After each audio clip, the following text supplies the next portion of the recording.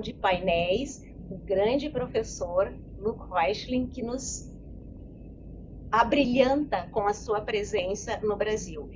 E é com grande alegria, então, que apresentamos o curso A Chefia de Estado no Estado de Direito, comparado, Integração Regional e Sistemas Protetivos e Direitos Humanos.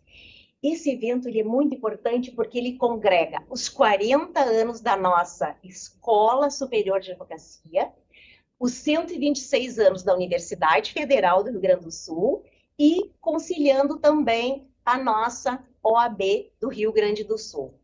Nós convidamos, então, para compor essa mesa, o nosso diretor da Escola Superior da Advocacia, Dr. Gerson Fischmann,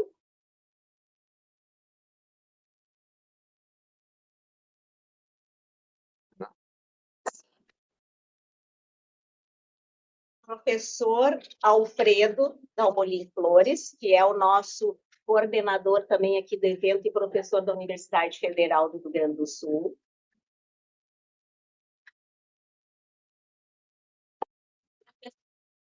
Dr. Rodrigo Bueno Prestes, Relações Internacionais da OAB do Rio Grande do Sul. A doutora Karen Rodrigues, que é conselheira e também presidente da Comissão do 5º Constitucional da OAB do Rio Grande do Sul. E o nosso convidado de honra, professor Luque, para sentar à mesa também com todos os presentes. Passo, então, a palavra para o nosso diretor da ESA, Dr. Gerson Fischmann. Com a palavra. Bom dia a todas e todos. Muito obrigado pela presença aqui e também já sei que temos dezenas de participantes no modo EAD, no modo virtual. Para a escola, para a ESA, é uma honra poder estar aqui neste momento recebendo o professor Heuschling. Eu não sei se a pronúncia está correta. Heuschling. E lamentando que não sou versado no idioma do professor, mas certamente aqueles que têm o domínio da língua francesa, da língua alemã, vão auxiliar durante o evento. Quero fazer uma saudação muito especial aos que compõem a mesa. A iniciar, eu me permito, com a professora Anair, uma competentíssima colega, professora, né? A nossa Universidade Federal, que completa 126 anos, é isso, professor? Faculdade de Direito, da UNIX, da qual honradamente sou egresso, né? Já de algumas décadas, e guardo com muito carinho toda a história da nossa faculdade. Então, uma saudação, um agradecimento à professora Anair e a todos que aqui se fazem presente, o professor Dr. Alfredo Jesus Dalmolin Flores, ao professor Dr. Carlos Eduardo de Reverbel, eu não sei se... Vai chegar daqui a pouco. Está chegando? Está bem, mas já fica antecipado. Ao professor Carlos Eduardo, já falei, Dr. Rodrigo Bueno Prestes, nosso presidente da comissão, e a doutora Karen Rodrigo também, respectivamente, do 5º Constitucional. Essa breve saudação e ao nosso professor convidado, tá? E depois vocês transmitam a ele também. Embora ele deva ter algum conhecimento da língua portuguesa, imagino. Tá? Apeti. Bom, mas nesse ambiente assim um pouco informal, como a gente gosta, né, eu quero dizer que para nós, escola, é um dos eventos mais relevantes, integra o nosso ciclo de comemorações. O tema é um tema de alta importância, né, para o debate atual, os momentos que nós estamos vivendo nos chamados Estados democráticos, Estados de Direito, não só aqui no Brasil, como no mundo todo, a gente está vendo, né, diria talvez uma transformação, que estamos sendo atropelados pela inteligência artificial, pelas lideranças, né, as redes sociais, o próprio sistema democrático como um todo, e aí eu falo, eu sempre digo, né, que nós costumamos falar Estado democrático de direito. Na verdade, é uma redundância. Não há Estado de direito que não seja democrático, porque ele parte do princípio da vigência da lei maior, que é a Constituição. Então, quero agradecer a todos que se empenharam nesse evento, a todos que estão aqui, os que estão nos acompanhando também de forma online. Esse evento inicia hoje, ele segue, tem a sequência com essas aulas, né, que nós vamos ter, e na sexta-feira vamos estar todos aí mobilizados para lá no nosso, aqui embaixo, nosso cubo, fazer um grande evento da aula magna do professor, que nos honra demais. Sou presidente da escola e sei que também da universidade, que alguém vai falar, porque cruzar, né, esses ares e mares para estar aqui presente é uma disposição que poucos conseguem. Então, encerro, concluo, para que a gente possa dar prosseguimento, professor Noel, registrando isso como esse evento para a Escola Superior de Advocacia é um dos marcos da nossa, não só dos nossos 40 anos, né, mas de toda essa gestão, uma figura tão ilustre, com tantos aqueles que vão palestrar também e enriquecer. Muito obrigado a todos e tenhamos um grande evento. Muito obrigado. Devolvo-lhe a palavra pelo cerimonial, né?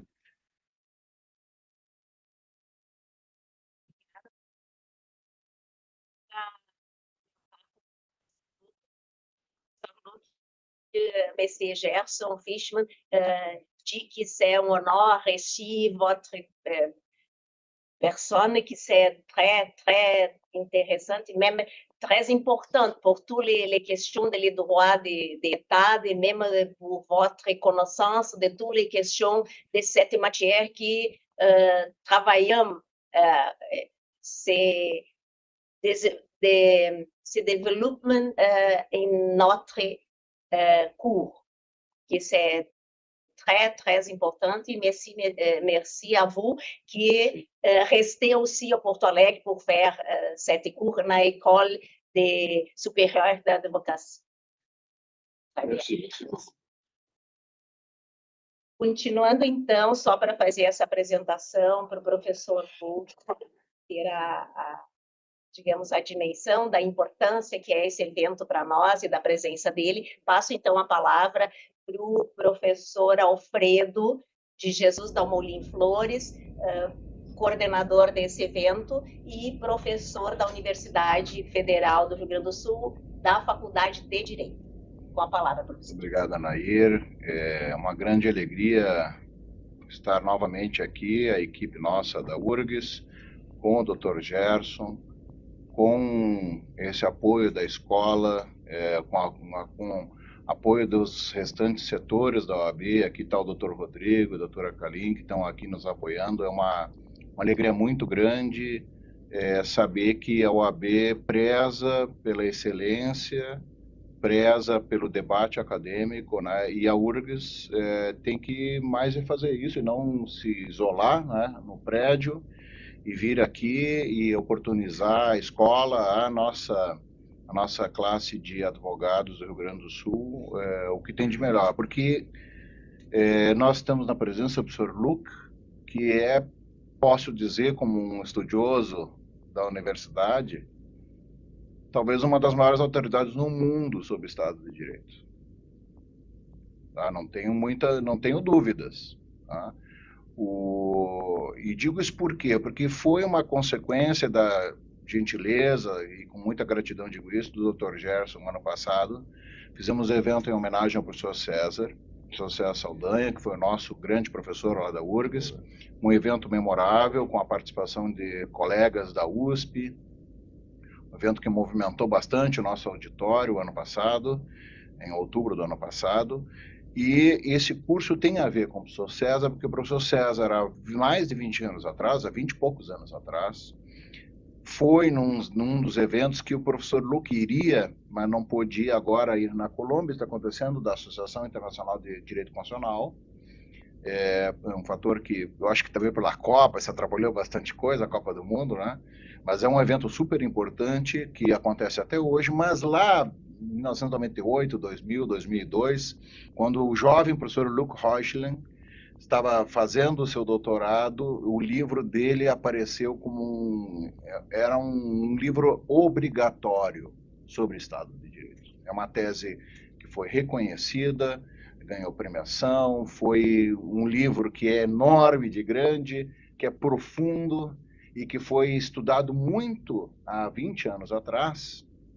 E na época do professor César, que se mobilizou isso, influenciou as teses de livre docência do professor César, né? O professor Luque foi muito importante para o direito constitucional do Rio Grande do Sul, já no início dos anos 2000.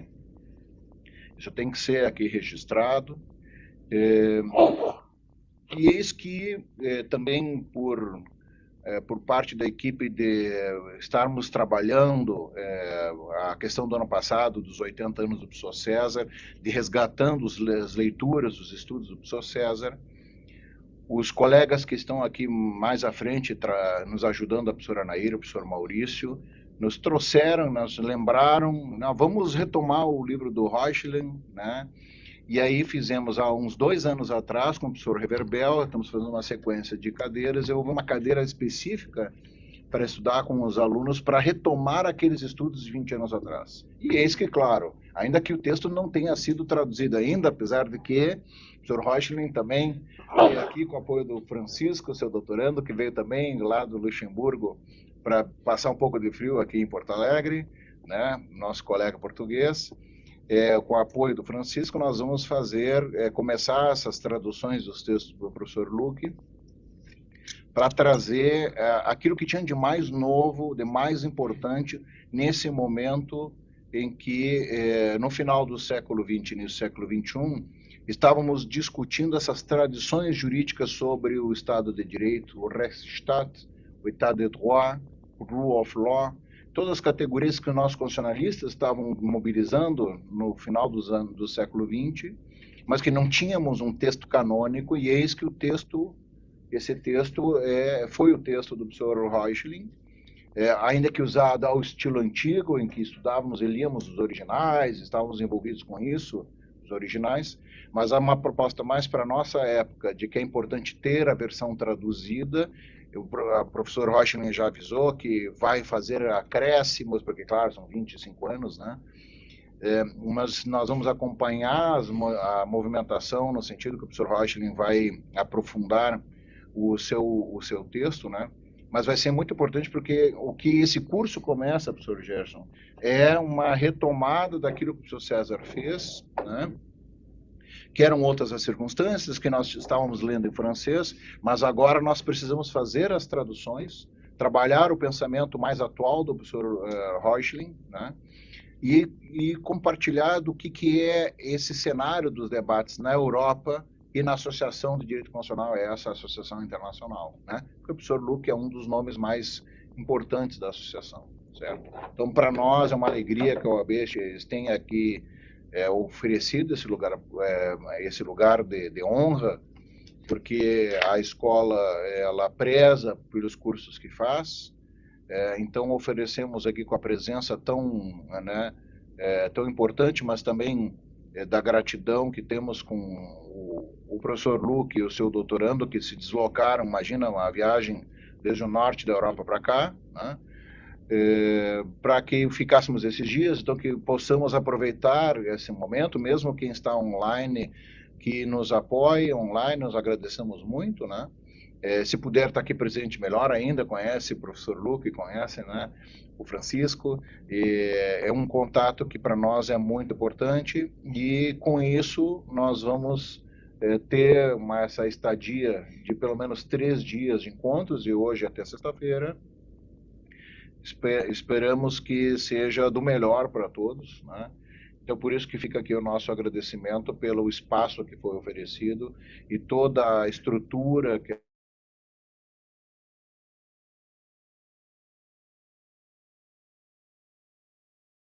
ela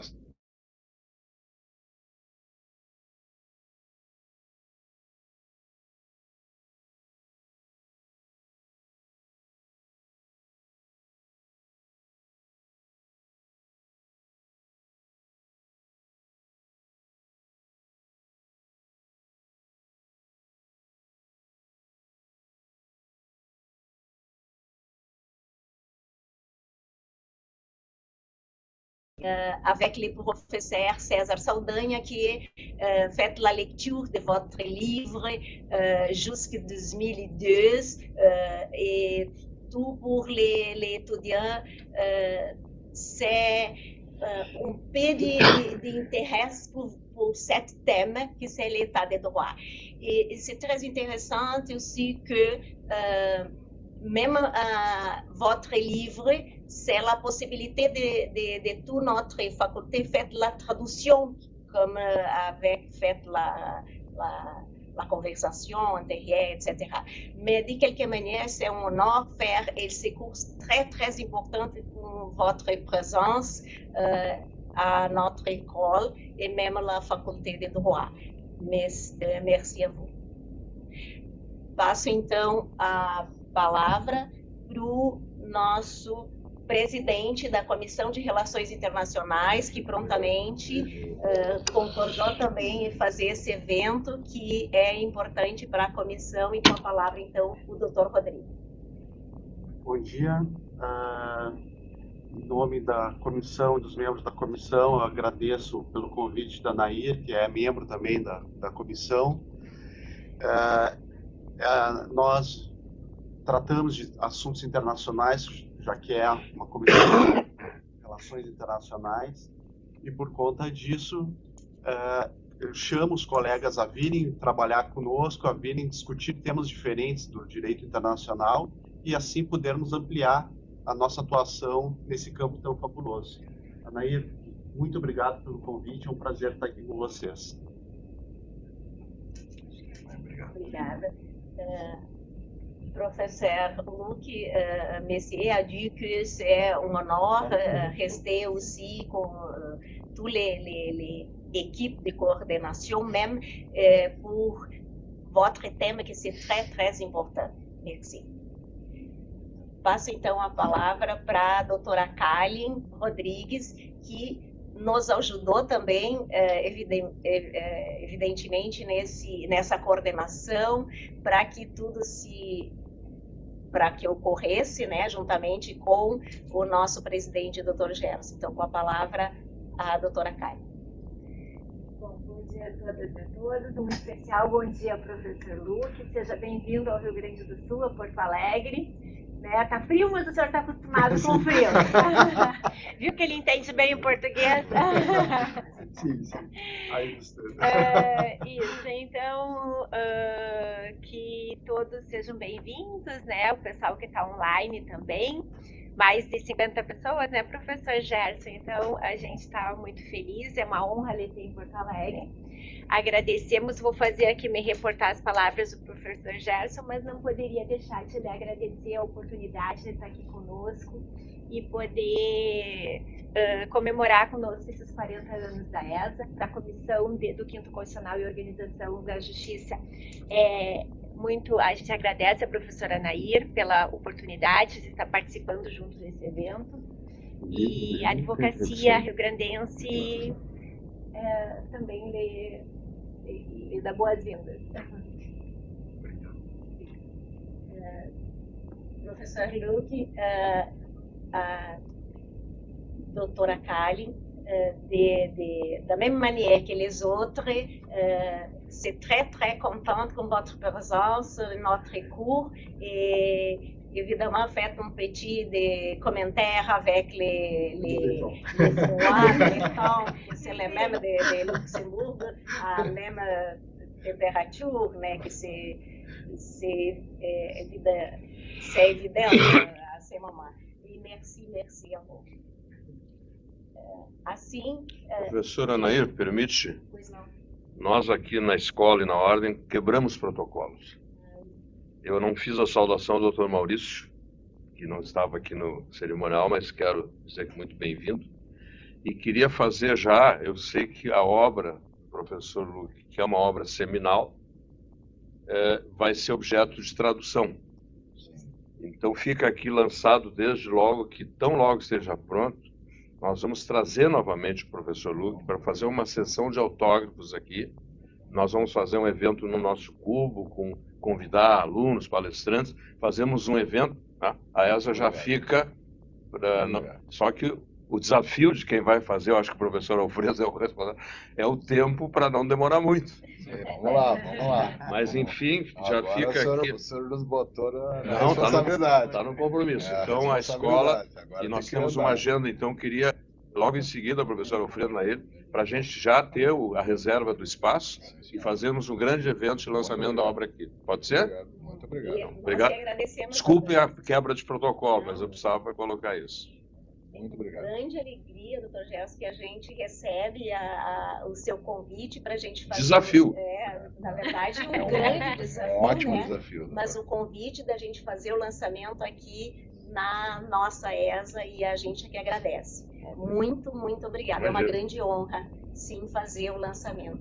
Eu vou só. Com a presença do professor. Ah, oui. Monsieur Gerson Fishman a invité qu'après que votre livre s'est fait la traduction, s'est fait les lancements em notre école supérieure d'advocacy et que vous restez aussi de nouveau em notre ville de Porto Alegre. Muito obrigado. Oui. Muito obrigado. Muito obrigado.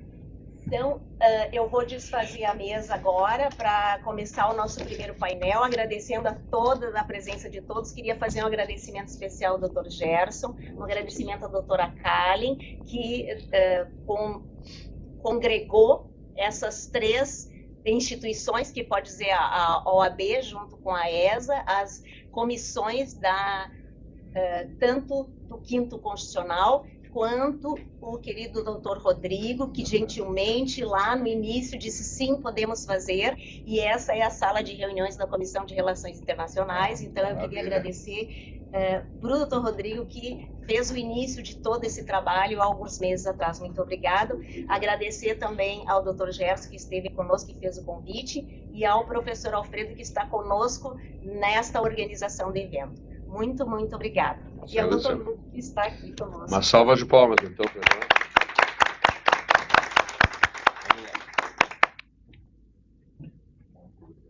Imagina, eu vou cobrar aí. Qual é a previsão? É um livro conhecido por nós. Sim. Então vamos ver. Vamos trabalhar.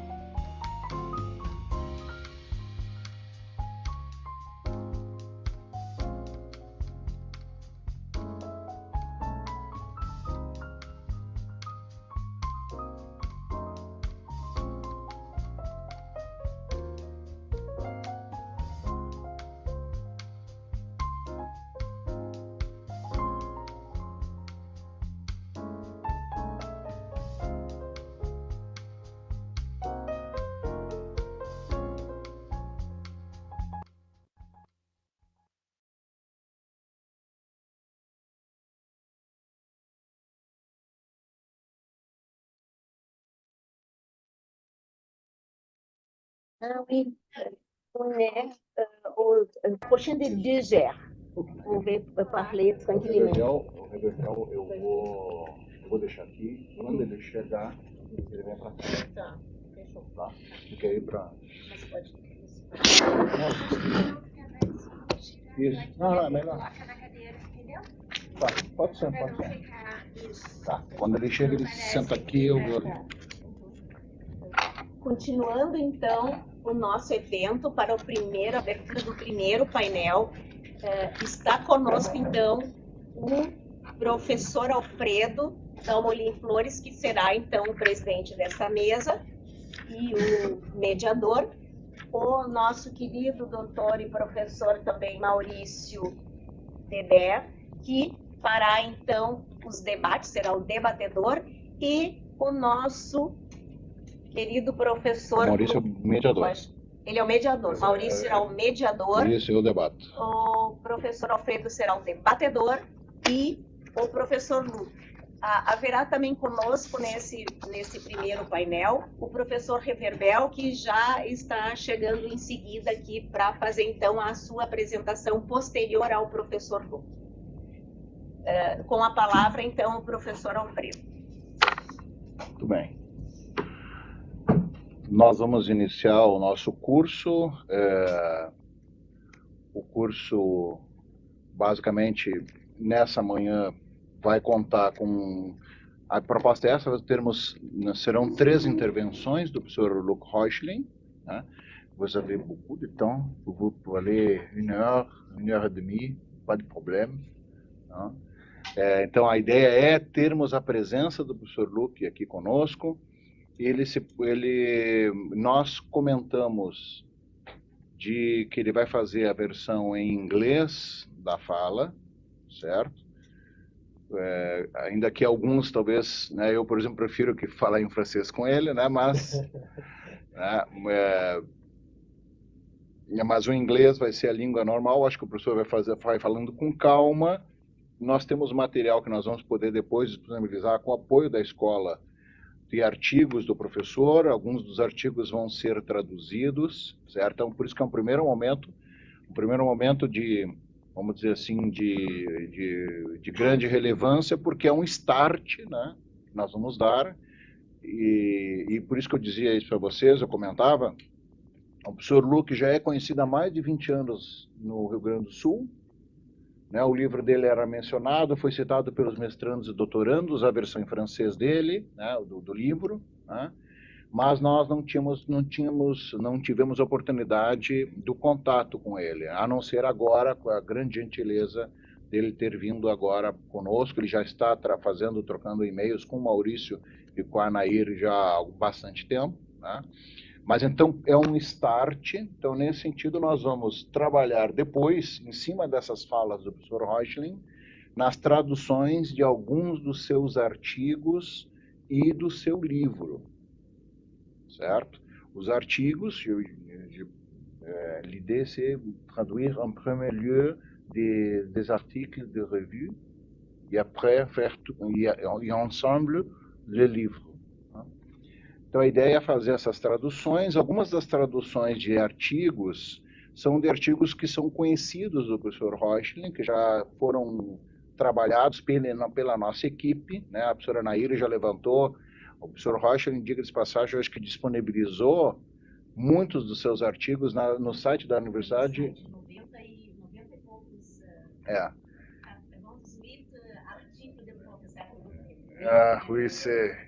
Então, o repositório do professor é na Universidade de Luxemburgo? Isso é onde é que está disponível isso? Sim, na Universidade de Luxemburgo, e nós vamos disponibilizar o link de acesso. Isso.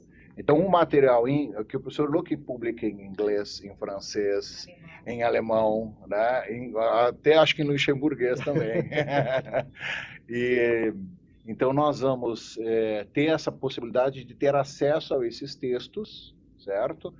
Já em primeira mão. E depois, aquilo que tiver maior vinculação com o curso, nós vamos providenciar as traduções nas próximas semanas, porque temos Por exemplo, eu comento aqui, que eu não sei se é a fala do professor Maurício, mas o professor Maurício, por exemplo, agora recebeu uma incumbência na João Paulo II, onde ele é professor, de tocar a revista do João Paulo II. Já teremos a proposta do professor Luque autorizar, já vamos ter uma tradução do professor Luque publicada dentro de poucos meses, né? Assim como lá na revista da Faculdade de Direito da URGS, que a ideia também é publicar lá, que eu sou o editor, né, chefe da revista da Faculdade de Direito da URGS. Então, nós, em próximos meses, teremos também um outro texto do Sr. Luque nessa revista, né, tradicional, que tem muitas décadas. Então, esse material vai ser disponibilizado para todos, certo? Né, com o passar do tempo. E perante o grande desafio que o professor Fischmann nos trouxe de fazer a tradução e depois lançamento aqui, por sorte, como esse livro, ainda que seja grande, já foi muitas vezes trabalhado, né, durante esses 20 anos, e principalmente agora faz 2 anos na cadeira do pós com o professor Reverbel. Então, é um livro que é conhecido pelo nosso público, né, pelo menos os nossos mestrandos e doutorandos, o que vai nos facilitar o trabalho. E também a presteza no sentido de que nos próximos meses nós vamos encaminhar essa tradução para, em princípio, início do ano que vem, tratarmos com a escola para fazer o lançamento, né, vermos a data mais adequada no primeiro semestre do ano que vem, porque é um livro que tem 700 e poucas páginas, então tem que fazer com muita calma, mas é uma matéria que é muito importante porque ele faz todo o levantamento histórico sobre os usos desses conceitos de rule of law, Rechtsstaat e état de droit, état legal, que são conceitos fundamentais que nós todos os advogados, os estudantes de direito precisam conhecer. Então, esse livro, ele é um livro fundamental para que tenhamos agora em língua portuguesa, para conseguirmos aí difundir esse debate, que é um debate que acontece na Europa, é um debate que acontece na associação internacional de direito constitucional, né? Então, é nesse sentido que nós vamos pensar agora esses cursos. Por isso que comentei agora em francês que o professor tem todo o tempo do mundo, né, para ficar falando conosco, para que nós possamos aproveitar e usufruir desse momento junto com ele, certo? Muito bem, Anaíra, obrigado. Eu te devolvo a palavra agora. O mediador é o professor Maurício, então é com ele. Professor Maurício, por favor. Ótimo, então. Bom dia a todos e a todas. Né? Bom julho, professor. Realmente é com muita satisfação que fazemos este evento, que, como o professor Alfredo bem salientou, há muito tempo nós temos lido, falado, estudado a obra do professor Heuschling, que justamente aborda os 3 principais modelos de Estado de Direito do Ocidente. Justamente o professor trabalhou na sua tese do ano de 2000 e publicada em 2002, com a publicação em 2002, abordando o modelo francês, o modelo alemão e o modelo inglês de Estado de Direito. E, de fato, foi uma obra muito celebrada, uma obra premiada internacionalmente, justamente pela originalidade dessa comparação entre os 3 modelos de Estado de Direito.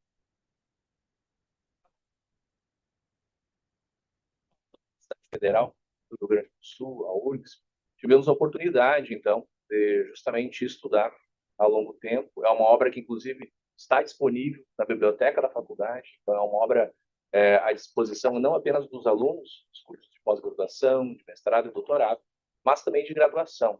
Então, o professor Luque, embora seja, imagino eu, a primeira visita ao Brasil, já é muito conhecido aqui na nossa região, muito famoso, inclusive, justamente porque foi trazido, na sua obra, foi trazida a sua tese através do professor César Saldanha Souza Júnior, que não requer maiores apresentações, né? Que justamente foi aquele que trouxe, então, essa obra do professor Luque e nos viabilizou ter esse contato mais em um caráter, uma abordagem histórica, muito técnica também, não é? Então, realmente é uma obra muito completa. Posso falar com tranquilidade que é uma obra densa, mas justamente o tamanho, né, do texto, da densidade, só revelam a seriedade com a qual o tema foi trabalhado e foi abordado pelo professor Luque no ano de 2002. E a nossa proposta é justamente um projeto iniciado há um bom tempo, né?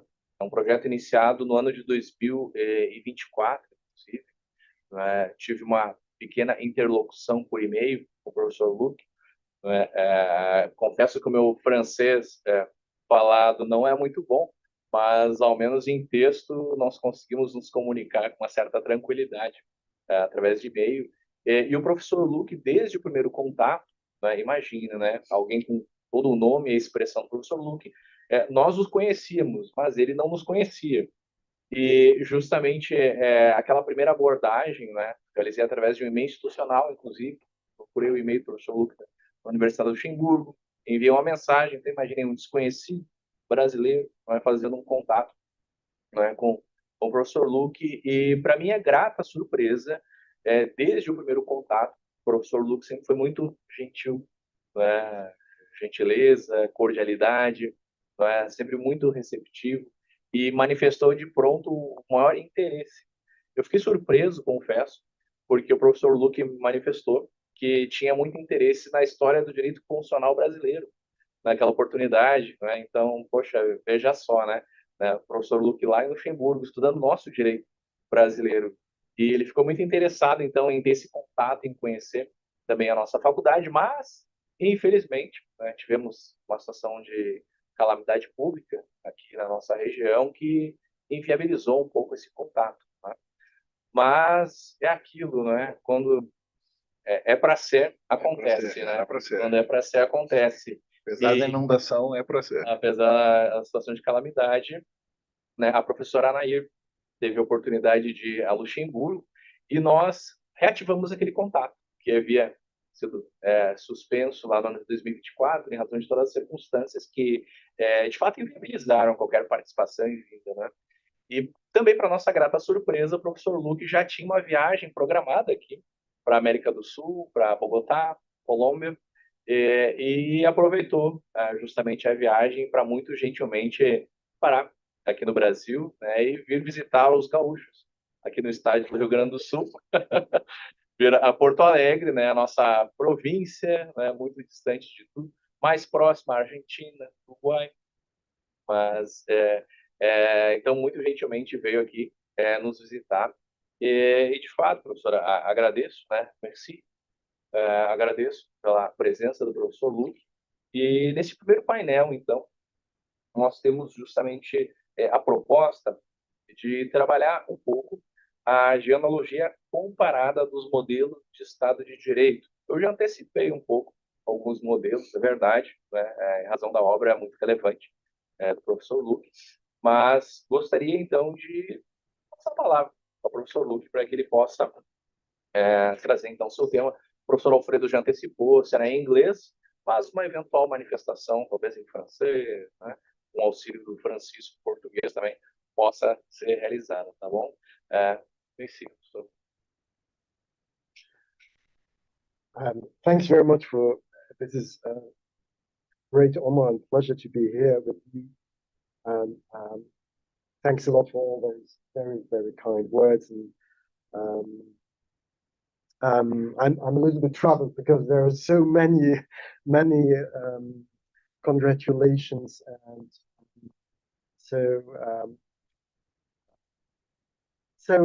yeah, I'm very, very happy to be here in Brazil, in Porto Alegre.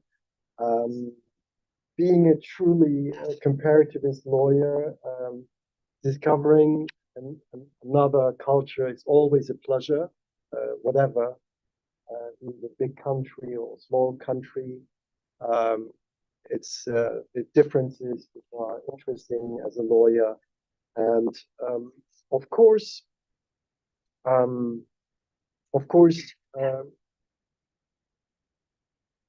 teaching and research, it is not possible to talk about all countries in the world. That is obvious.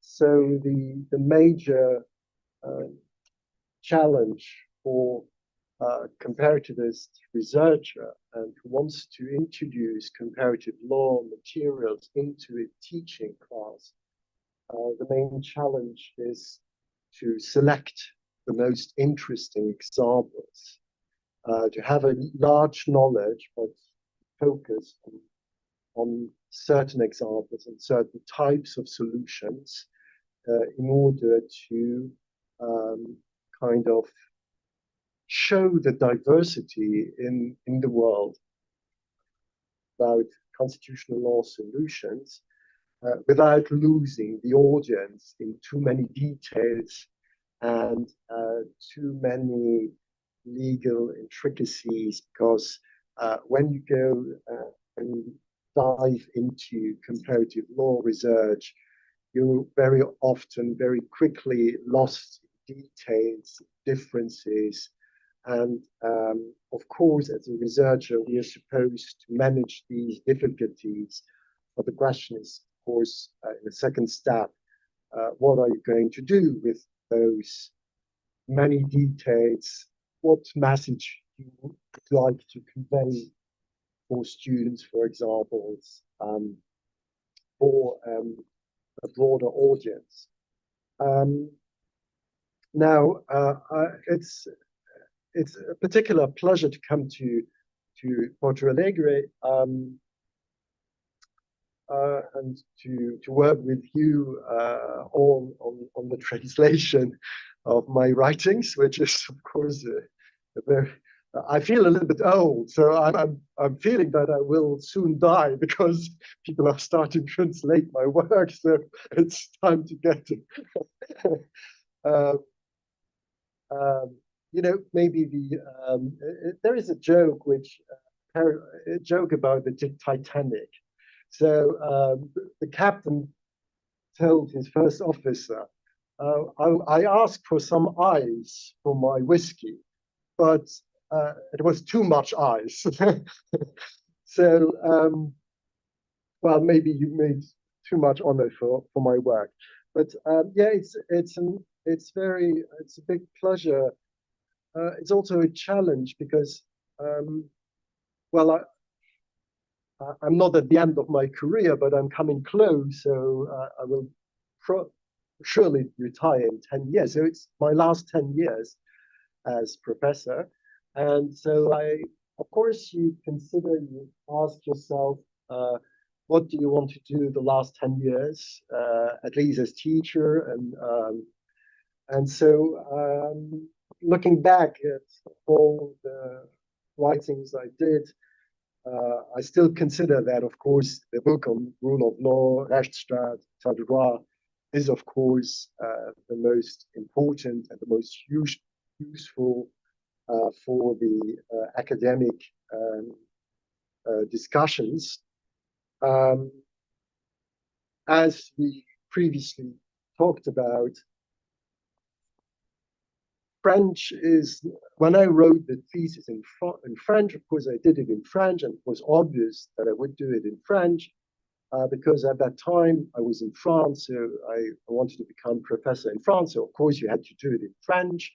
And at the time, French was not the lingua franca anymore. We were not anymore in 19th century, that was obvious. But there were still a lot of professors, some older, some in my own age, who still read French. There's quite an important number of professors in Germany, for example, who are still reading French. I discovered also that in England, there are still a certain number of lawyers who speak French.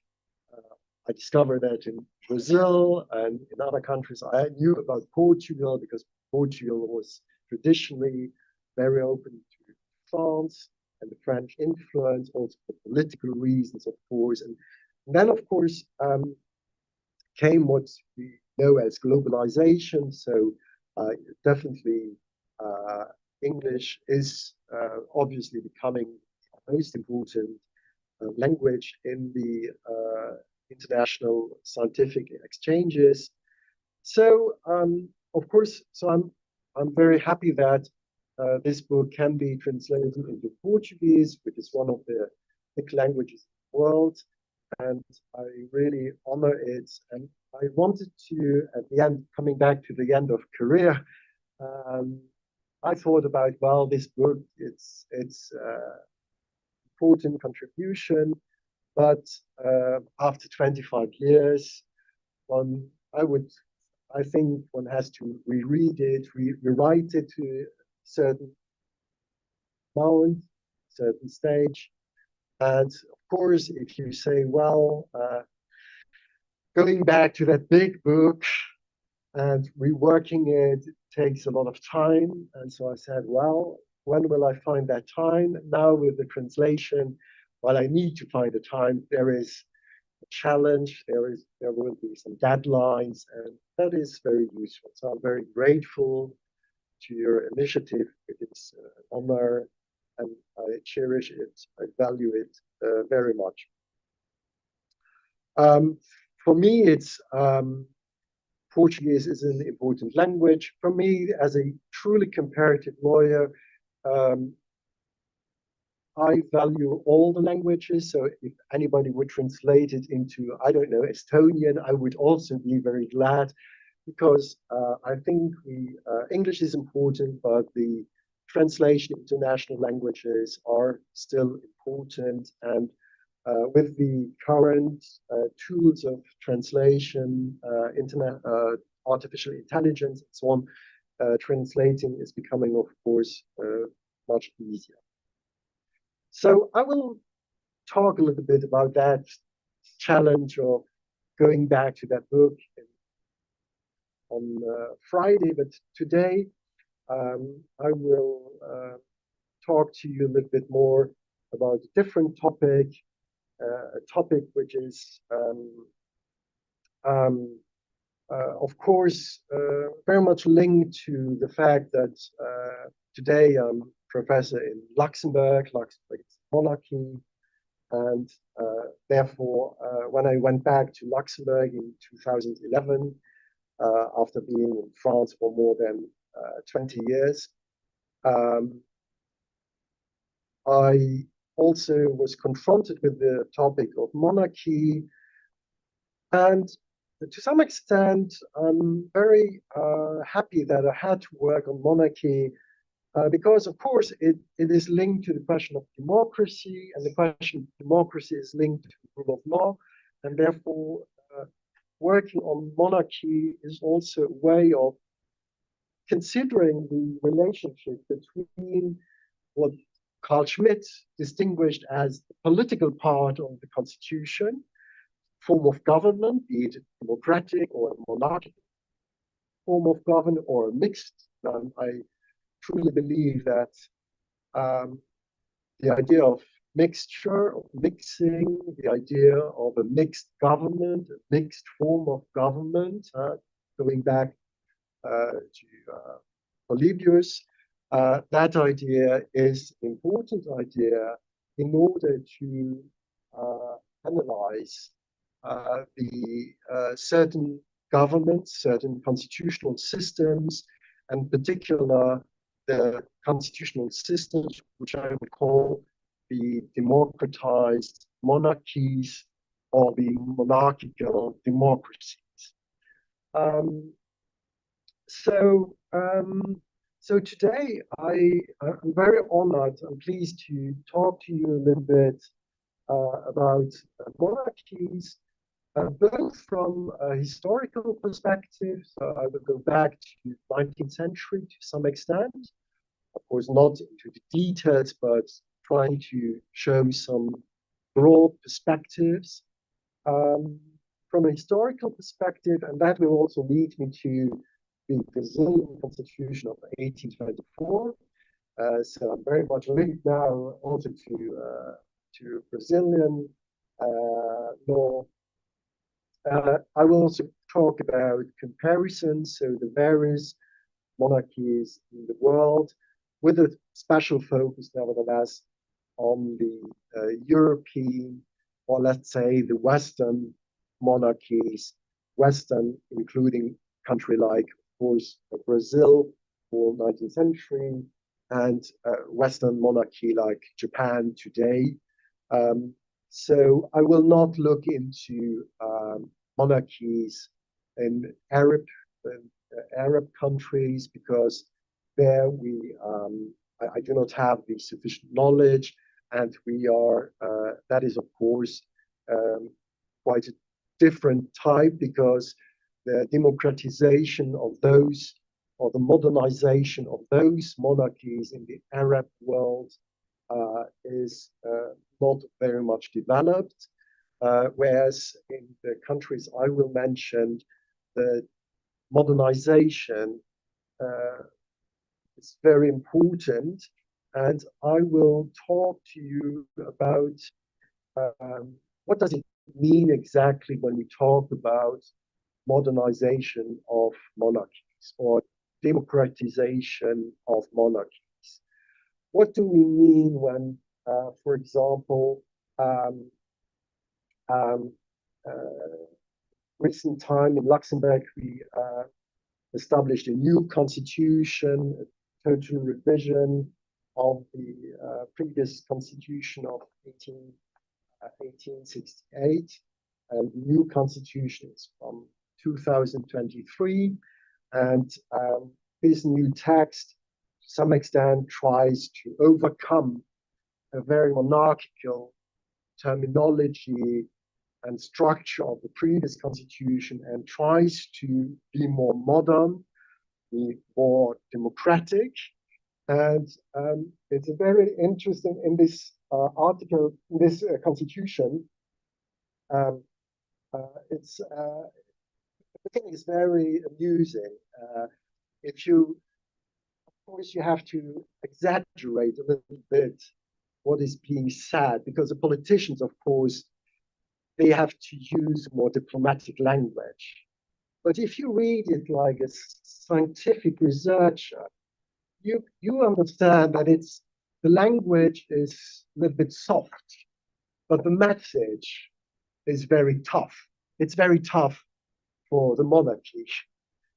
The first article, there is no preamble in the text. So it's immediately, we start with Article 1. The title of the constitution is the Constitution of the Grand Duchy of Luxembourg. So it's still the state, the official name of the state of Luxembourg is still Grand Duchy. This is interesting because in Japan, currently, the official name of the state of Japan is just Japan. It's not anymore the Empire of Japan. That is the previous official name of Japan in the past. Today, the official name of Japan is just, of the Japanese state is just Japan. So, which is kind of weird, because you have a state which doesn't call itself officially monarchy, although there is a monarch. What is this? And the other way around, in Luxembourg, we still, our official name is, and you see it everywhere, Grand Duchy of Luxembourg, Grand Duchy, and so on and so on. And, you know, there is a ministry of the Grand Duchy of Luxembourg, and so on, the government of the Grand Duchy of Luxembourg. So the name is still Grand Duchy, and if you look Article 1, the first word which appears is Grand Duchy, because it says, Article 1, the Grand Duchy of Luxembourg is democratic. So this is total contradiction. A monarchy is a democracy. This is weird. How can you say that the monarchy is a democracy? Sorry, Aristotle told us there are 3 types of governments: monarchy, aristocracy, and democracy. What is that which pretends, which is called Grand Duchy, monarchy, and which is said to be immediately at the beginning, oh, hey, don't take it wrong. This is called Grand Duchy, but it is not the monarchy. Because saying it is a monarchy, saying the Grand Duchy is a democracy is a way to say this Grand Duchy is truly, it's not a monarchy. It's something else. It's a democracy. And why is this being said? Well, there is a funny story, an anecdote in Luxembourg about constitutional law. The anecdote is true, but the details are still very mysterious because it was a trauma for the Luxembourgish politicians when that event happened. So what happened? Someday, I think it was in the 80s, I still haven't found the exact date, there was some obscure commission of the United Nations which looked into the constitution of Luxembourg at the time. So they looked in the text of 1868 as modified at the time, and the text of 1868 as modified in the 1980s was still very monarchical, starting the Grand Duchy, the Grand Duke, the Grand Duke, the Grand Duke, the Grand Duke, the Grand Duke. The Grand Duke has lots of powers. When you start reading the text of 1868, you had the impression, and that was the impression of that obscure UN commission, that Luxembourg was not a democracy. It was a monarchy. It was kind of, it was autocratic. So the politicians, they were just horrified. They were horrified. How dare you say that we are not democratic? They were so horrified that they changed later the text of 1868 and they put into this text, which was already democratic, but you had to find it out. It was a little bit hidden. If you were a specialist, of course, you could understand. But if you were not a specialist of those tricky legal regimes of monarchies, you couldn't really understand to what extent Luxembourg was democratic. So they said, okay, we have to give from the beginning the right information to readers who are not really specialized. We have to tell them, hey, don't take it wrong, this is a democracy. So they put into Article 1, at the end of 20th century, they put the Grand Duchy of Luxembourg is a democratic state. So don't take it wrong. It's not a monarchy. It's a democracy. And the current text of 2023 takes that Article 1. So the monarchy of Luxembourg is a democracy. It's not a monarchy. And Article 2 is even this, and Article 2 is new. Article 2 is really new. Article 2 is very radical, if you understand what the text tries to say. It says, and here the language becomes more technical, and even very technical, and it's not very elegant. It says, well, the Grand Duchy of Luxembourg is placed under the regime of a parliamentary democracy. It's in French and in English, it's not nice at all. You know, it's really bad language. Doesn't sound good. It's a little bit like, well, you know, the system works because now you're interested, how does the system work? How does the machine, the state machine work? It's a parliamentary democracy. It's not a democracy, it's a parliamentary. It's a representative democracy. So here we become kind of much more technical language. And then there is a sentence about the monarchy in this Article 2. Second sentence is, the state, the Grand Duchy of Luxembourg. So the Grand Duchy of Luxembourg has the form of a constitutional monarch. So monarchy is just a formality. And formality they didn't say formality, because formality is already a word which is not very kind toward the monarch, the Grand Duke, first person in the state, you know.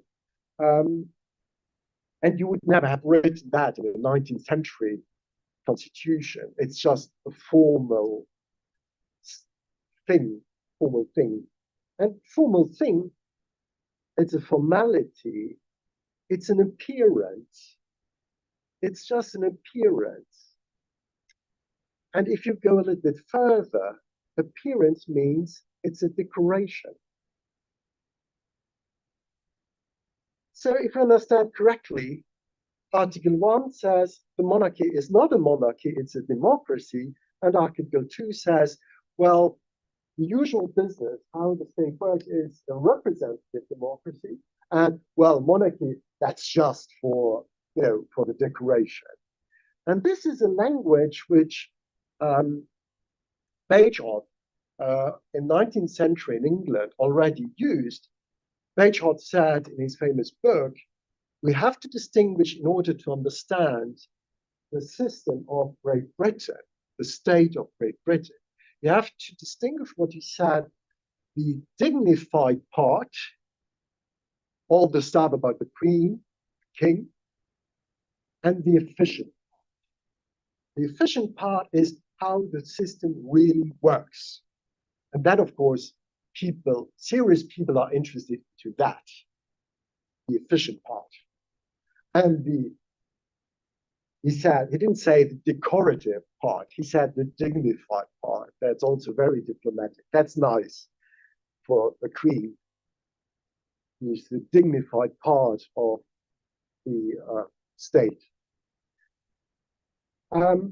He said, well, the dignified part, that's the part non-specialists are interested in. That's what they see, but they don't see what is going on behind the true story, the true functioning of the system. But the specialists and the politicians, of course, know the efficient part, but for the people, the public opinion, the press, the ordinary citizens, what is presented of the system is the dignified part. So kind of pomp and circumstances. But for politics, we look into the efficient part. So this is said in the first two articles, and the last sentence of Article 2, and here I made a link to what will go on Friday. Article 2, third sentence says the state, the Grand Duchy of Luxembourg, is based on the principles, plural, of État de droit, of rule of law. So it's based on the principles of État de droit and on the respect of human rights. So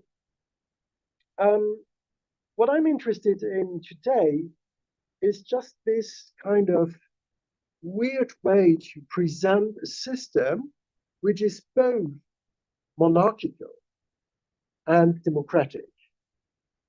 So it has both a kind of appearance and it has the efficient way of functioning. And this is a weird way to present things. And as a lawyer, of course, one wonders, how does that work? How does that work when you say a state has an appearance and the appearance is royal, monarchical, and the reality of the system is democratic?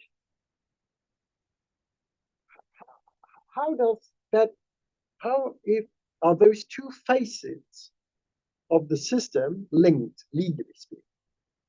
Because this is kind of metaphorical language.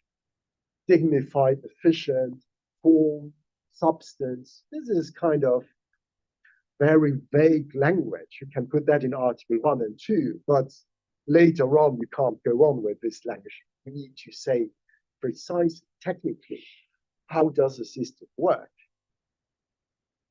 And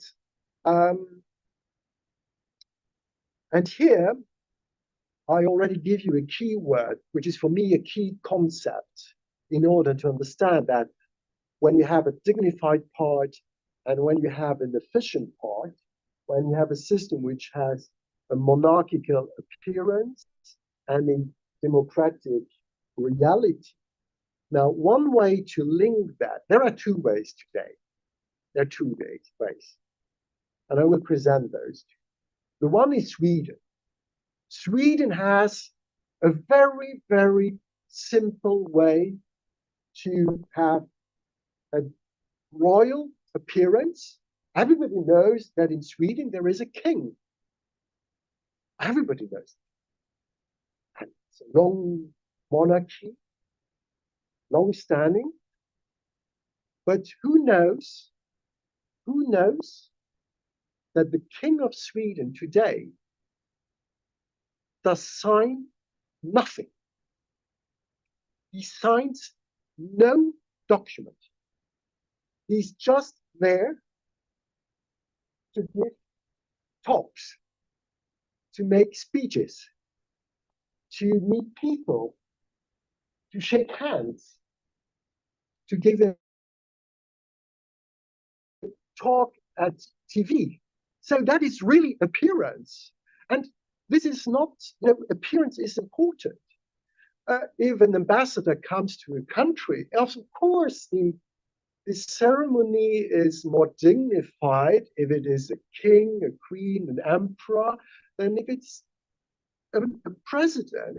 There is a subtle difference. And the states also live on this kind of legitimacy, which is conveyed by the appearance, because it's kind of remembering the tradition. Like in France, Brazil, Poland, republic is very important. So, and of course, there is the word republic, the building of the republic, convey a message of the history of republic and a certain tradition of how you understand legitimacy of a republican system. So the appearance is important because maybe some people obey the orders of the state because they kind of believe in monarchy.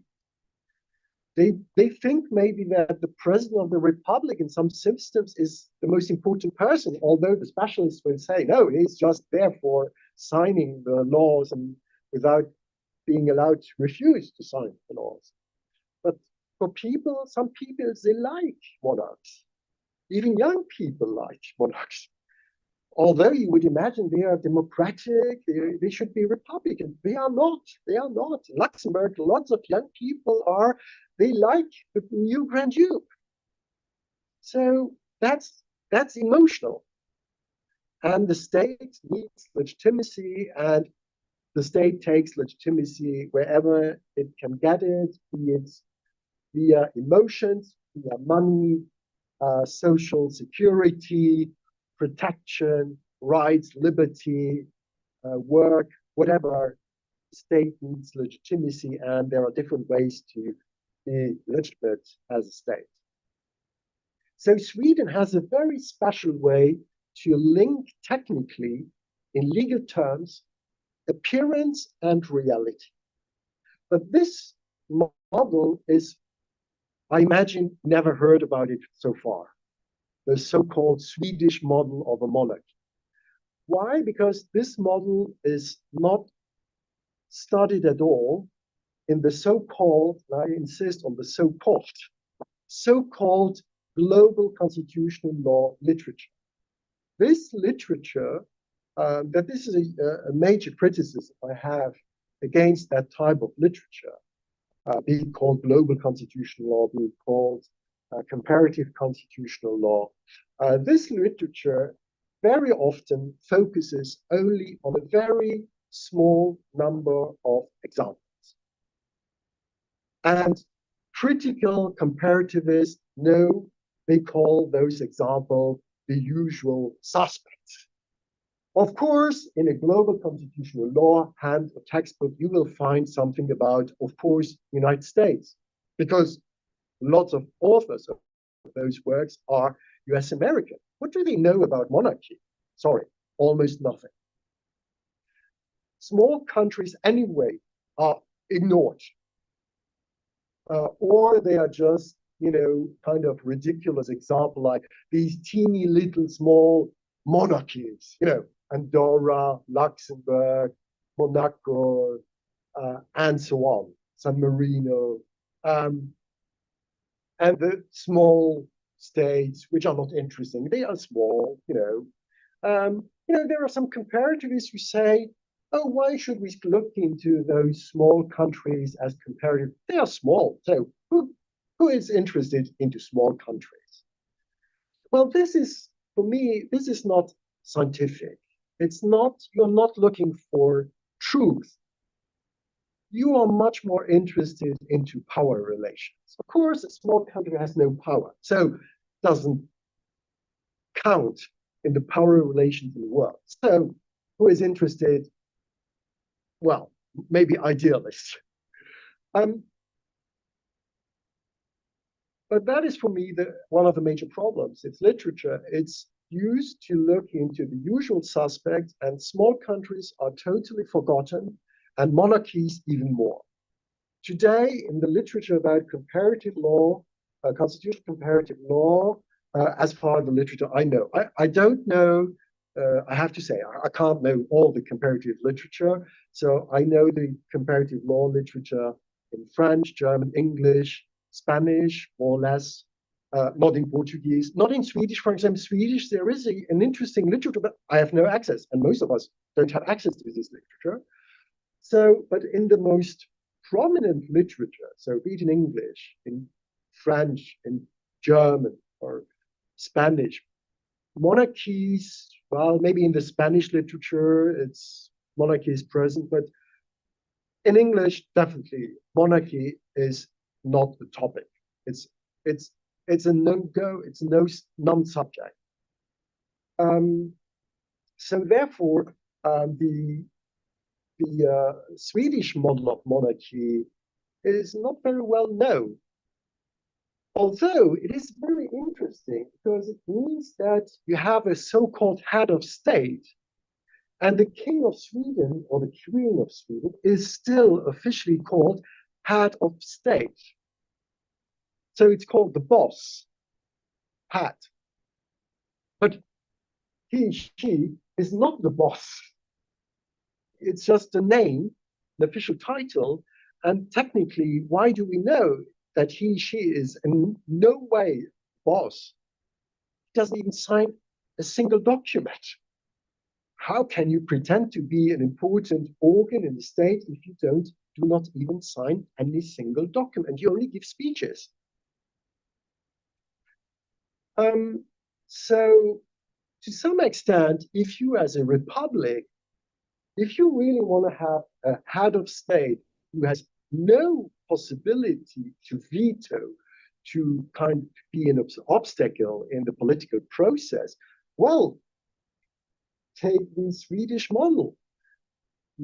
Take the model and say we have a head of state, and its only role is to be the appearance of the state, have a formal, representative, symbolic role. The keyword symbol, the symbol, a keyword which you have in the Japanese constitution, the current new Japanese constitution of 1946.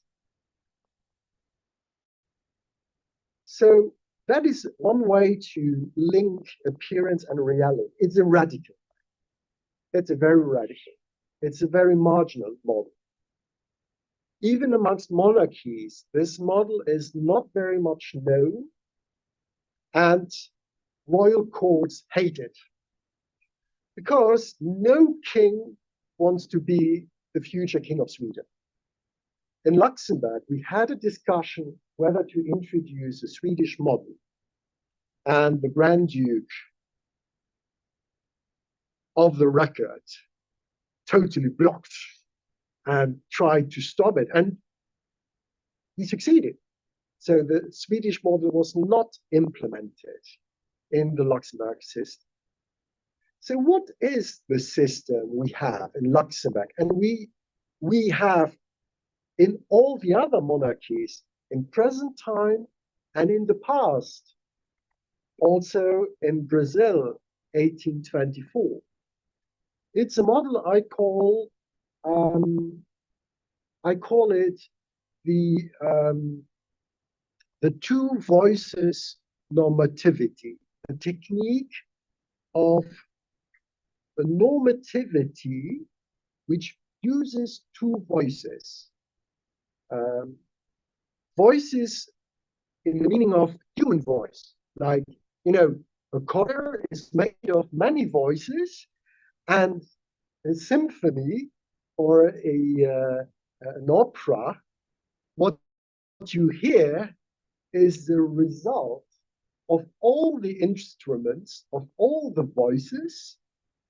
And of course, you have your brains, you will capture the various instruments more or less, and you will hear something. You will hear kind of mixture made of different instruments and different voices. And you have to make a mixture. So the question is, two voices normativity. I distinguish just two voices. The law in those monarchies which are not the Swedish model, which do not implement the Swedish model, so all the others, they use a technique, I call this two voices normativity. Now, what is it? It is a technique where you have two series of laws. Two series of laws. The first series and the second. And they both contradict. So you have a first message delivered by the first voice, the first series of laws. And then you hear, you understand the second series of norms, and there you get a different message. You have two contradictory messages, and now I'm doing this. Of course, all the young people would say now 67. This is fun. So when you have two contradictory messages, what is the result? What is the overall message you're supposed to understand? Which message prevails? To what extent? Which message is more important? Knowing that it's a complex equilibrium, and sometimes it can be this message, the first, which prevails, and sometimes it's the second. And that is a key tool, a key analytical framework in order to, in my view, to understand the various monarchies in the past, in the present, except the Swedish model, in order to understand all those monarchies who to some extent try to be democratic and to some extent to be monarchical. The first voice is the voice of the monarchy, the monarchical principle, and the second voice is the voice of democratic requirements. This is a tool in order to understand this mixture, the system which is mixed of monarchical elements, plural, and democratic elements, plural. Because monarchy and democracy implies on its own a series of requirements, standards. Democracy is universal suffrage, human rights, separation of powers, and so on and so on. So you have a long list of standards under the heading of democracy, and under the heading of monarchy, there's also a list of understandings. Today, we are not, most of us, if you are not specialists in monarchies, you just imagine, oh, monarchy is just a single requirement. You have a head of state, and well, the appointment of this head of state, technically, it's not by election, but it's by birthright. That's all, just one criteria. But that is a very, very narrow understanding after a process of democratization where lots of elements have been put under the heading of democracy and have been taken away from monarchy and put under the supremacy of the ideals plural of democracy. So what I want to show you today is give you some keys to understand this, ways to understand the modernization of monarchies, democratization of monarchies, what remains monarchical in a system which at the same time pretends to be democratic. Now, in order to understand this, you have to take two perspectives, not one perspective, but from the start, you have to look to this issue, this field of issues, from two perspectives.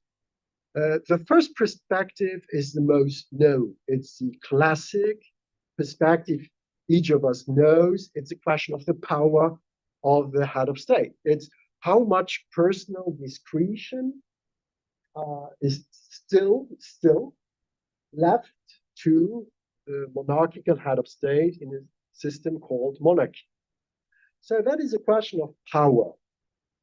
And we all know that democratization means that the previous power of the king, which was an absolute power, was more and more progressively restrained, abolished sometimes. So we are considering this as a process over time, history, and we wonder what remains as power in a system. And that is the first perspective. And most of you, I imagine, if you more or less read the literature which exists on monarchies, is, well, today in the so-called Western monarchies, kings don't have any power anymore. You know, the Queen of England or the King of England of Great Britain, it's just a ceremonial role. It's just the dignified part of the system. It's just formal. That's wrong. It's much more complex. So it's much more complex. So the question of power, the fight, the democratic fight against the power of monarchs, this fight is not yet over. There are still some battles to be fought. If you are a true Democrat, if you are 100% Democrat, and you are, as a way, you are a Republican. If you are 100% Democrat, you have to abolish the monarchy.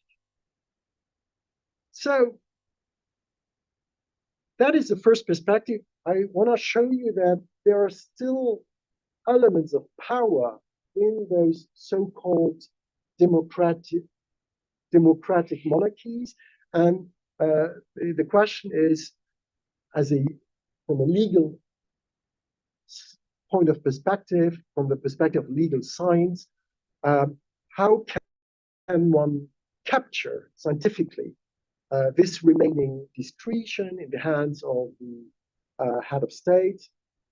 And what were the tools and what are the tools in future in order to get rid of discretion of the head of state?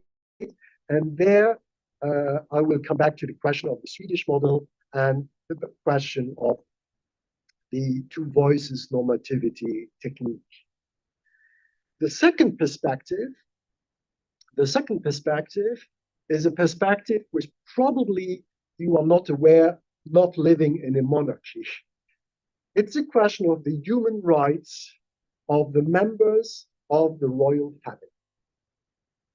Do royals, so I use the term a little bit vulgar, a little bit popular, familiar, royals, so the members of royal families, including, so I include in royals the head of state. The head of state is himself or herself a member of the royal family, but you have the head of the family, which is head of state.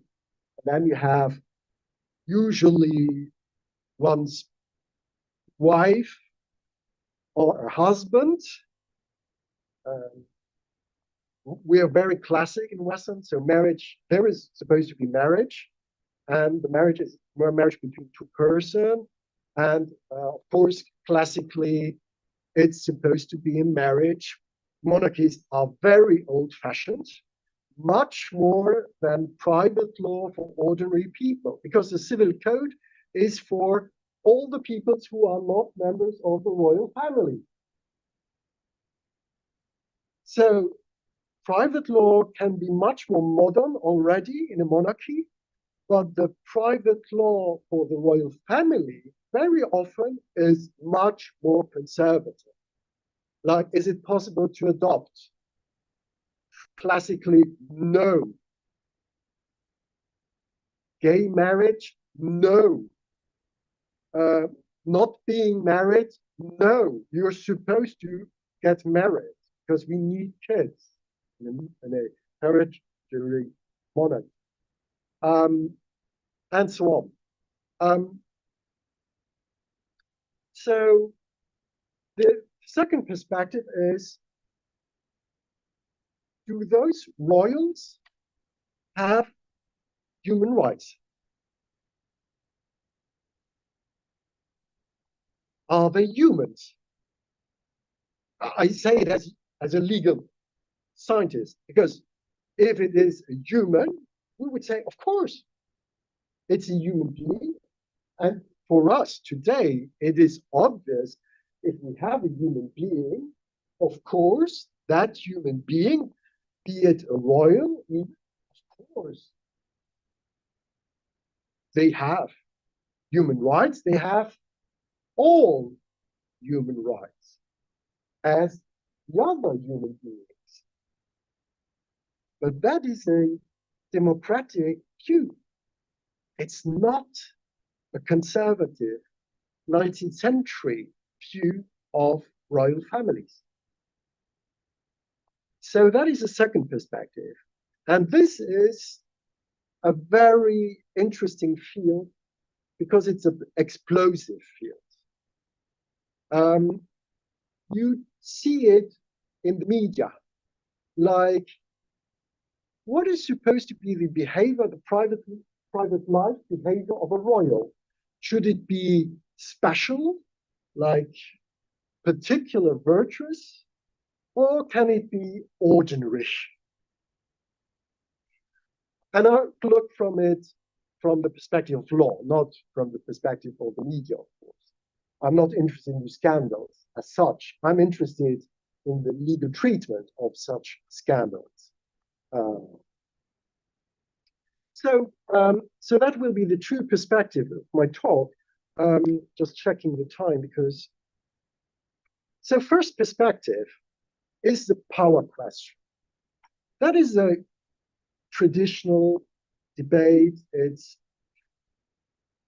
what is the power of the king? And you would say on the other side, what is the power of the representative organs of the people, like parliament or ministers or whoever? Now,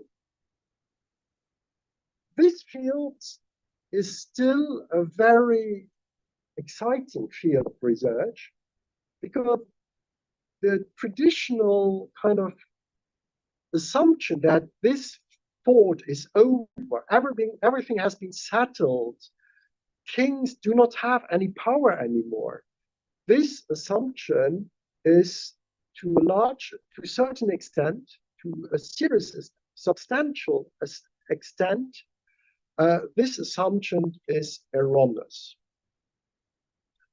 And the point is that we do not know that as legal scientists. Why? Because first reason, the legal system of monarchies very often are to some extent secret. In some monarchies, the law, the legal rules of the monarchy are to some extent secret. And I can give you some example, especially from Luxembourg. In the past, we had secret laws about crucial aspects of the Luxembourgish monarchy. And they were really secret. Nobody knew. And they were only disclosed, those legal rules, which were crucial. It was not about some details. Those legal rules, which were hidden, they were disclosed in Luxembourg in 2011. 2011, 21st century. They were secret from the end of 19th century till 2011. UK, who knew among the ordinary people and even among the legal specialists that the Queen and even the Prince of Wales, that the Queen had not only the power of the so-called royal assent, the royal assent, meaning the sanction of laws, and the big question, could the Queen veto a law adopted by statute, adopted by Parliament? That is the question of royal assent. But who knew that there was a hidden power, which was even earlier, because the Queen and even the Prince of Wales had a power called royal consent. Now, what is the difference between royal assent and the royal consent? Royal assent was public. Everybody knew about it since 19th century, 18th century. It's an old story. Royal consent is a prerogative. Nobody knew about it, except those who were at court, of course. The politicians, they know. The politicians knew, and the court, the royal court, knew the existence of this power of royal consent. And this power of royal consent was disclosed in the media, and it was a big scandal. Recently, I can't remember now the name, but if you go on internet, you put royal consent UK, you will get all the information now. But at the time before, you had no information. And the royal consent is one of the most efficient tools of power of the Queen and even the Prince of Wales. Why? Because the royal power of consent means that certain bills, we're talking of bills of law, projects, certain bills which touch upon the interest of the Queen, King, or any other member of the royal family, like the Prince of Wales. So whatever project of the ministry which touches upon those, any interest of the King or the future, the King of the Prince of Wales, any such bill must be submitted to the concerned royal, so Queen or the Prince. And interestingly, when that power was disclosed, the audience discovered that the King, the Queen, and the Prince of Wales could refuse, reject a certain project, and they could reject it, and they did it in the past.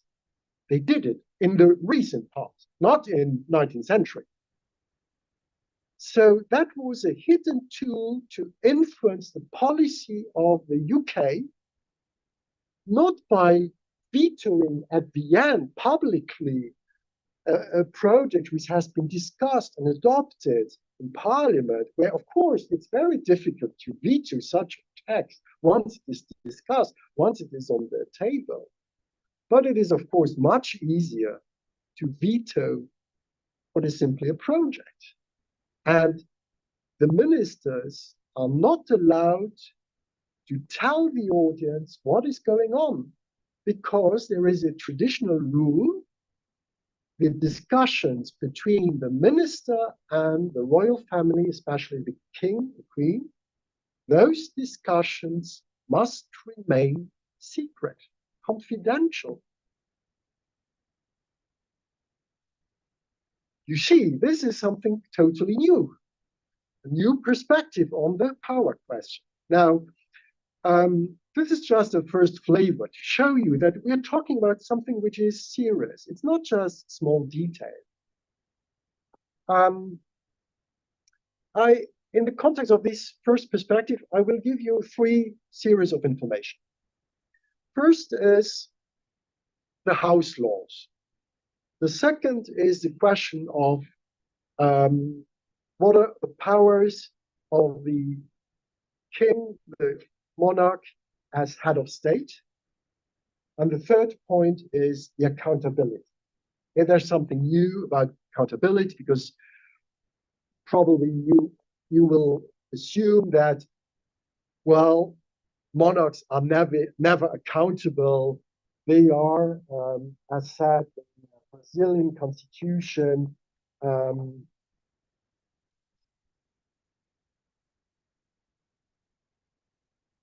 Article 99, maybe you can also give it in Portuguese. The person of the emperor is inviolable e sagrada. The person of the emperor is inviolable and sacred. Sacred. This means no accountability in no way, neither in private law nor in criminal law. Imagine the king would kill somebody in presence of witnesses. Legally speaking, with such a rule, we can do nothing. Everybody knows that a murder has taken place under our eyes, but legally we are bound. Well, we're not bound to shut up. We can talk, but we can do nothing. And second aspect, of course, this rule is no political accountability. Now, the question I will deal in the last third point is that still the usual solution today? My reply is yes, to some extent, but there are some new evolutions going on, and this is something very interesting. So the 3 information, house laws. That is a question of the power of the king, not as head of state, but as head of the family.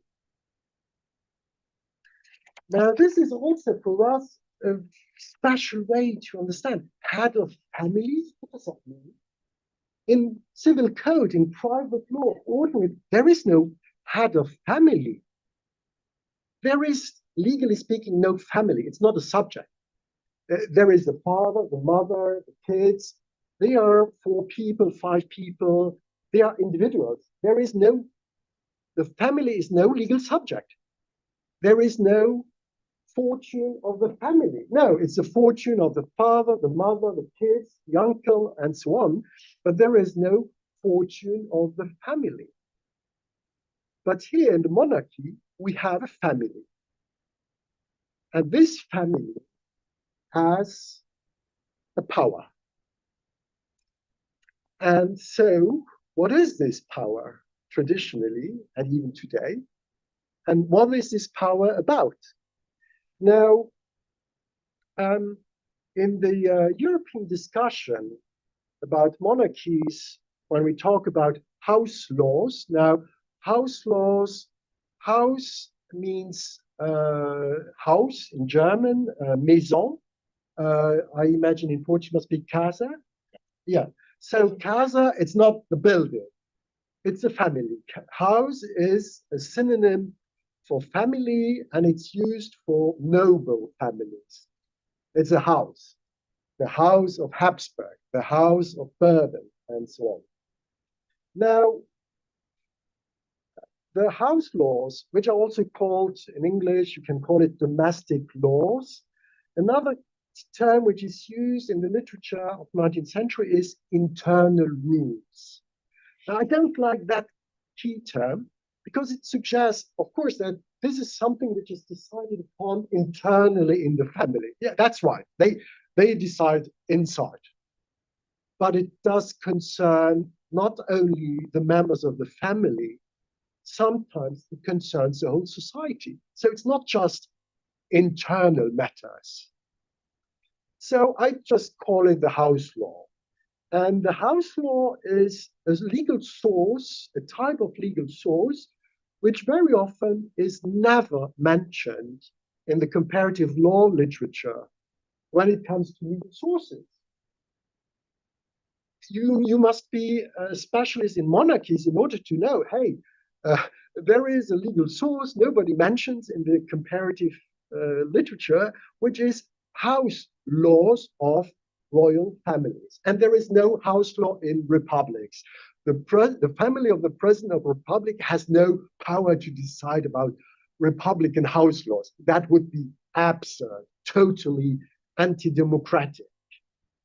But it had been accepted and it was totally legitimate in the monarchies since Middle Ages.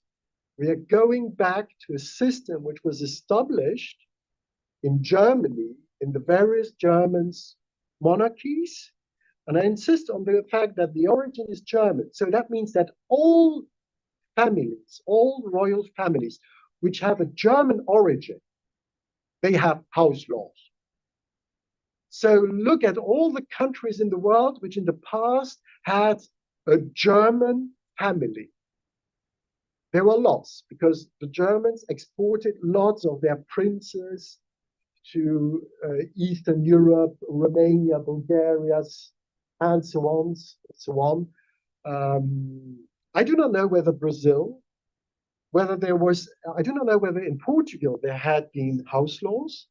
So I do not know whether the Bragança in Brazil also established some house law. That would be an interesting information. I would be very much interested. Now, what are house laws? It's a source of law where some members, certain members of the family, not all, decide about crucial issues. Which ones? Well, the royal succession, the inheritance rules of the throne, and the fortune, because the family is a legal subject. So the family, the royal family as such, it's a firm, it's a legal person. So you have the property of each member, and you have the property of the family. And the major part of the fortune is the fortune of the family. And that's very crucial. The real estate, the jewels, the crown, it's property of the family. And this has also some very nice implications when you abolish the monarchy. Who will get the crown, the royal estates, the banking account, the money? Look into what happened in Germany after when all the monarchies in Germany after 1918, 1919 were abolished. There were huge trials in court about who will get the money, the jewels, the real estates, because you have this special subject which is called the royal family, which of course doesn't exist anymore once there is no monarchy anymore.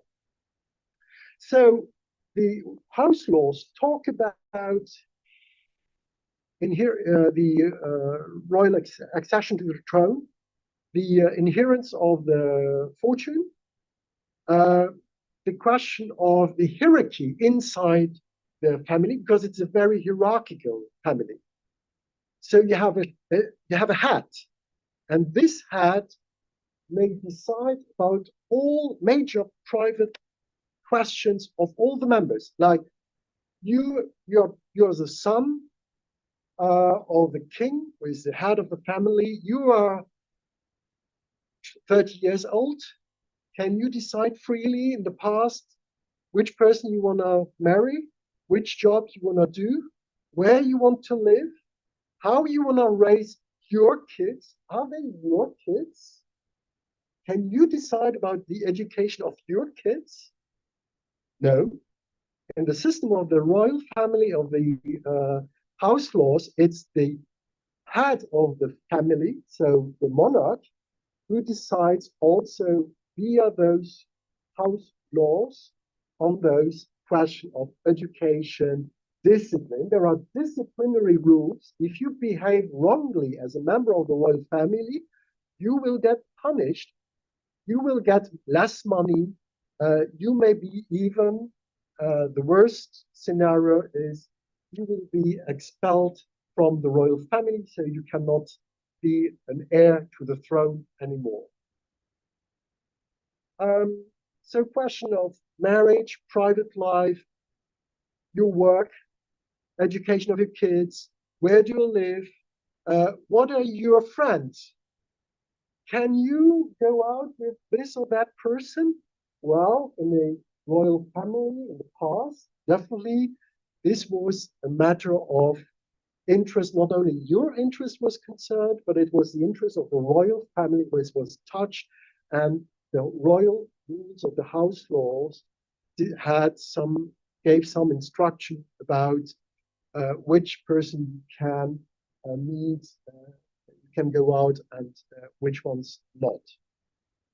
So these were very important topics. Another last topic I would mention is regency. The rules about regency. Traditionally, in those German monarchies, all those matters were dealt with by the house laws.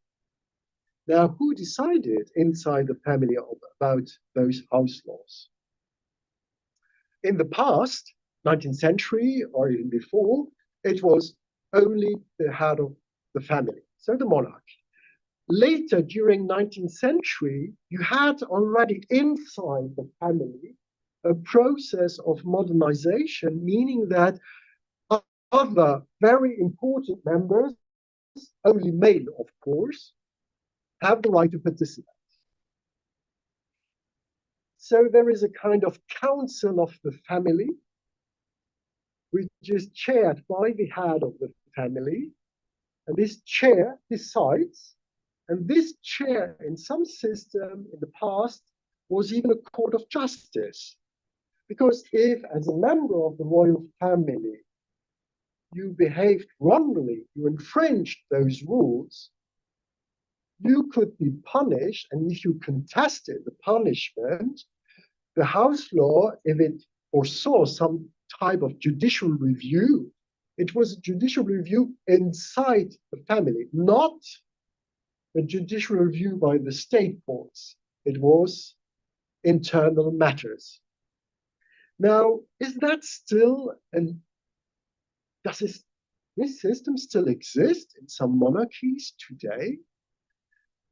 Well, no, in most democratized monarchies, that institution has been abolished. It's a major part of democratization of a monarchy is to abolish this system. But it took sometimes a long time. In Germany, until the end of the monarchy, it was never abolished. All the 19th century monarchies, which some German origin, they had their own house law. And it was not very much controlled from outside. The only way from outside to control was the counter-signature. The prime minister could say, well, you as monarch, you are signing those house laws. Should there be a counter-signature for those house laws? And there was a debate. Liberal lawyers said, yes, of course, there is a power. And formally, it's a document signed by the king. So the disposition of the constitution about counter-signature is applicable perfectly. And the conservative lawyers said, no, this is not state business. This is internal business. The rule of countersignature only applies to state business. It only concerns acts signed by the monarch as head of state, not as head of family. And there were debates. There were debates also in Luxembourg and so on. Today, there are still some monarchies in Europe which have house laws, and they are crucial. That's Liechtenstein and Monaco. Now, and in the past, Luxembourg, till 2023. 2023, that's 3 years ago. There were some house laws. And they were secret in Luxembourg. Now, in Liechtenstein, they're public. You can go on internet, you look for Hausgesetze, you will find it. It's on the website of the service of the legislation of Liechtenstein. You can type constitution, house laws, laws. You will get information, and the content is extremely interesting because, for example, the gender discrimination in Liechtenstein, because female royals are still excluded from accession to the throne and from any decision process inside the family. In the Council of the Family of Liechtenstein, there are only men, no women. And interestingly, those rules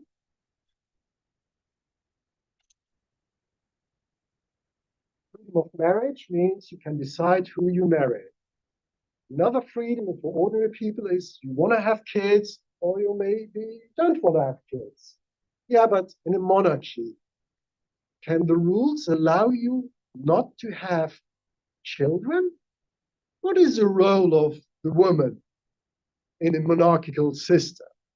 She should accept to have sexual intercourse in order to give birth to lots of kids, not only one, but lots. Now, of course, the family law generally don't talk about sex, but Liechtenstein house law do. They say it in a very diplomatic way. They say, if you as a woman, we only talk about marriage of women, a woman to one of the main princes of the Liechtenstein family. If you as a woman accept to marry a prince of the family of Liechtenstein, you have to agree to have children. You have to agree to have children, and you have to undertake whatever is necessary to give birth to children. This is, of course, very weird, because is that compatible with human rights? You see the explosive nature of the human rights perspective? So these house laws exist still today in Liechtenstein and Monaco, and they are decided upon only by the monarch and some important member of the family which sit in that family council. So that is a true power, because it's a power about sometimes matters of rules of succession. In Luxembourg, the rules of succession were not in the constitution, but they were in those secret house laws. So we as Luxembourgers, we didn't know the rules according to which were designated the future heir of the throne. Of course, the family told us that is the future, but we didn't really know the rules. We heard about some rules, but we didn't have the text, and we didn't have the exceptions, and there were exceptions. And even today, we do not really know, because there is one of the brothers of the current Grand Duke. We kind of heard from the media. Media sometimes know more than we as lawyers. We kind of heard that, well, that prince married a woman, but under certain weird circumstances. Well, he could marry her, That was not a problem, but apparently it's not clear whether he can still succeed to the throne. It's not clear. And we guess that it's no, but we do not know, because the decisions to exclude somebody from the succession to the throne, those decisions were never public. So we do not know. We guess. We read media, social media. Sometimes they know more than we as lawyers. So that is about house laws. Let's come to the topic now, the power of the king, the monarch, as head of state. So inside the state, as state order. Now, briefly, typology. You need to have in mind a certain historical typology. Roughly, you have, let's say, three major steps, three major sequences in the history of democratization, modernization of monarchy. First step is absolute monarchy, so no, zero modernization. Very simple. That's the starting point. Then second step, it's what we call, the specialists of monarchy call the dualistic monarchies. Dualism as a principle, which is very simple and which is also in the Brazilian system. It's very easy. I don't know whether the term dualism was used at the time in Brazilian literature. Dualism is the key term used by the scientific literature in Germany in the 19th century. It's Robert Mohl. Robert Mohl used the term of dualism, so it has nothing to do with international law. It's not monism, dualism, international law. It's something totally different.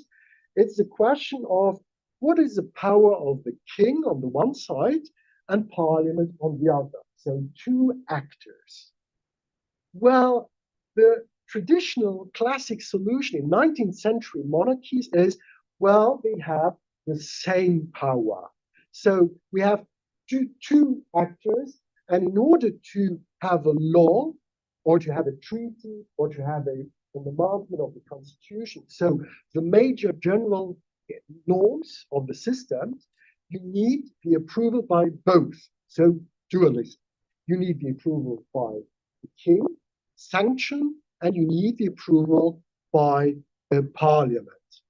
And this is said very nicely in Brazilian constitution in 1824.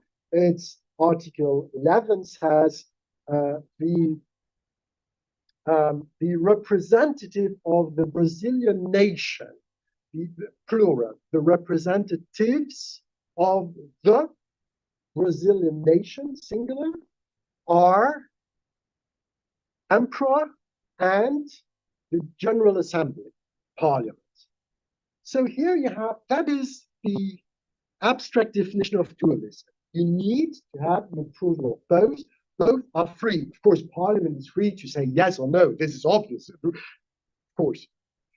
And it's also obvious for those who really accept dualism, it's obvious that the monarch is free to say yes or no. So it is obvious that in a dualistic system of a monarchy, the king has a right to say no, to refuse the sanction. It's not a veto, technically. It's can refuse or give the sanction. There is a difference between sanction and veto. Very often the difference is not made, but technically there is a difference. Now, so that is the second step. It's dualism. And in that system, it's obvious. To some extent, half of the power belongs to the king, and the other half belongs to the parliament, and so on. Now, is that model passed now? Yes, in most systems I'm talking about, but not in all. Liechtenstein and Monaco are still officially dualistic monarchies. And the most obvious system is Liechtenstein. Liechtenstein is officially, totally presented as dualism. Dualism is the official doctrine of the Liechtenstein system. The dualism, you can see it in the Liechtenstein system. It's not only applicable for laws, for treaties, for amendments to the constitution, of course, but it is even applicable for government. So the appointment of the ministers needs the support from both sides, and both sides can freely dismiss the government. So even today, the Prince of Liechtenstein can freely decide to dismiss the government, even if that government has the political confidence of majority in parliament. And even judges, appointment of judges, very sensitive political question, isn't it? Well, in a dualistic system, judges are appointed by the consent of both. So it's a very tricky procedure in Liechtenstein. You have a commission which meets with representatives of the first, representatives of parliament, and they go through all the files in order to find persons which are agreeable to both sides. And just to give you a small hint, if ever they do not agree and there is a conflict, traditionally you would just say, well, you need the approval of both. So if there is no approval, there is no appointment. That's it. That's it. You just have to go on and find somebody different. That's it. That's the end of the story. But the Liechtenstein constitution introduced something very special, and I think you have never heard about it. The Liechtenstein constitution introduced that the people by referendum would have the last say. There could be a referendum on an appointment of a judge. Of course, you may say, wow, this is weird, because very long procedure just to appoint one judge. Is that really worth using a referendum? So it's just a hypothesis, a hypothetical, marginal, it's a very marginal hypothesis. And it's very weird because Liechtenstein it's very monarchical, because dualistic, but at the same time, it's very Swiss. It's very Swiss. So direct democracy is very, very important in Liechtenstein. And therefore, you have this weird procedure that people in a referendum could decide about the appointment, a controversial appointment of a judge. So dualism remains in Liechtenstein and in Monaco.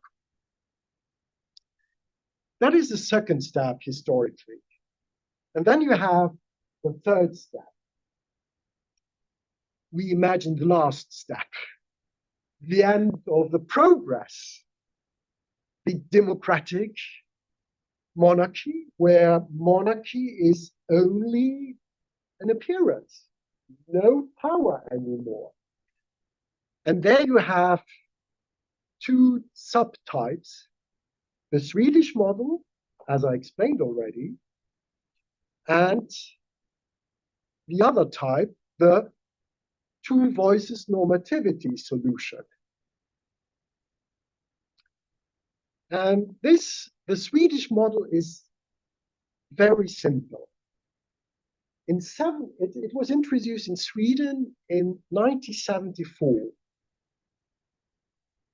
It was a compromise between the Social Democrats, which were the majority, and the right-wing party, the Conservatives, which had a minority which was sufficiently strong in order to block the amendment. In 1974, the Swedish parties agreed to changed totally the constitution. So totally new form of government, the form of government, the instrument of government, 1974. And the Social Democrats, they were very democrat. They just wanted to abolish monarchy. The only way to be 100% democrat is to abolish monarchy, because even if you just keep a family and a king, this is still not democratic. It's not democratic because the king is king by birth. What is democratic in that? So they want to abolish it. And the conservatives didn't want. So they had to find a mixture. They had to find a compromise. And the compromise was the following. First of all, when you read the text, it's very interesting because the word king or monarchy does almost not appear at all. You have to look for it to find it. The title of the state is still the Kingdom of Sweden, yeah. But if you look for king, you have to look for it. You have to find it, the word king. Because all the time you will see head of state, the head of state, the head of state. Well, the few times when they talk about the head of state, because you also have to look to find the word head of state. And then there is one provision which says, well, the head of state has the title either of king, if it's a man, or the title of queen, if it's a woman. So the few provisions about the head of state just say head of state. And then you understand, oh, head of state, it's not a president, it's a king or queen. But why did they talk about head of state? Because the Social Democrats said, yeah, but maybe one time in the future we'll get the majority even to change this. So then if we establish a republic, we simply have to delete the provision which says the head of state is a king or queen. You just replace by the head of state is a president, which is appointed according to the following procedure. So they already thought about the future establishment of the republic. They prepared the fields. But so far, we still have a king. Yeah? And then they said, yeah, but what is the role of this head of state? Head of state, not very royal as title, but that is the official title of the organ, head of state. But the king is never called head of state. They always welcome the king, not the head of state. You know, you shake the hand with the king, not the head of state. No. But the Constitution talks the head of state, the head of state, the head of state. And monarchies which are sensitive about this, they hate the word head of state. Of course, this is technical. And what is the role of this head of state? Formal. Giving talks, shaking hands, welcoming the ambassadors, so receiving the document from the ambassador, but deciding nothing. Signing no single document. So what does it mean? So in the past, the king signed the appointment of ministers. Who is doing that now? Well, simple. The head of parliament, because it's parliament who decides who will become minister. So the easiest way is to say, who will formally sign the appointment of minister? Well, the head of parliament. That's easy. And that is somebody who's elected, so it's entirely democratic. It's simple, transparent. Who decides parliament? Who signs? Somebody from parliament. And if something goes wrong, who is accountable? Well, the head of parliament, of course, because he or she signs and she is not sacred and inviolable. Who is signing the laws? Simple. Laws are made by parliament. We expect in a democracy that it's parliament who makes the laws. Who is supposed to vote? Deputies. Who is supposed to sign at the end just to formalize? Well, they could even have asked a civil servant to do that. But you need a prestigious solution. So the head of parliament. Who is signing the regulations? But that's simple. Who is doing the regulation? The government or some administrative organs. So who is signing? Well, the government, the minister, or the head of that administration. So the system of Swedish is transparent. Who decides is also the one who signs. So we get rid of the whole disturbing situation where you say, oh, the law is signed by the Queen of England, but beware, it's not the Queen of England who decides. Fortunately, well, not in the monarchy, in a true monarchy.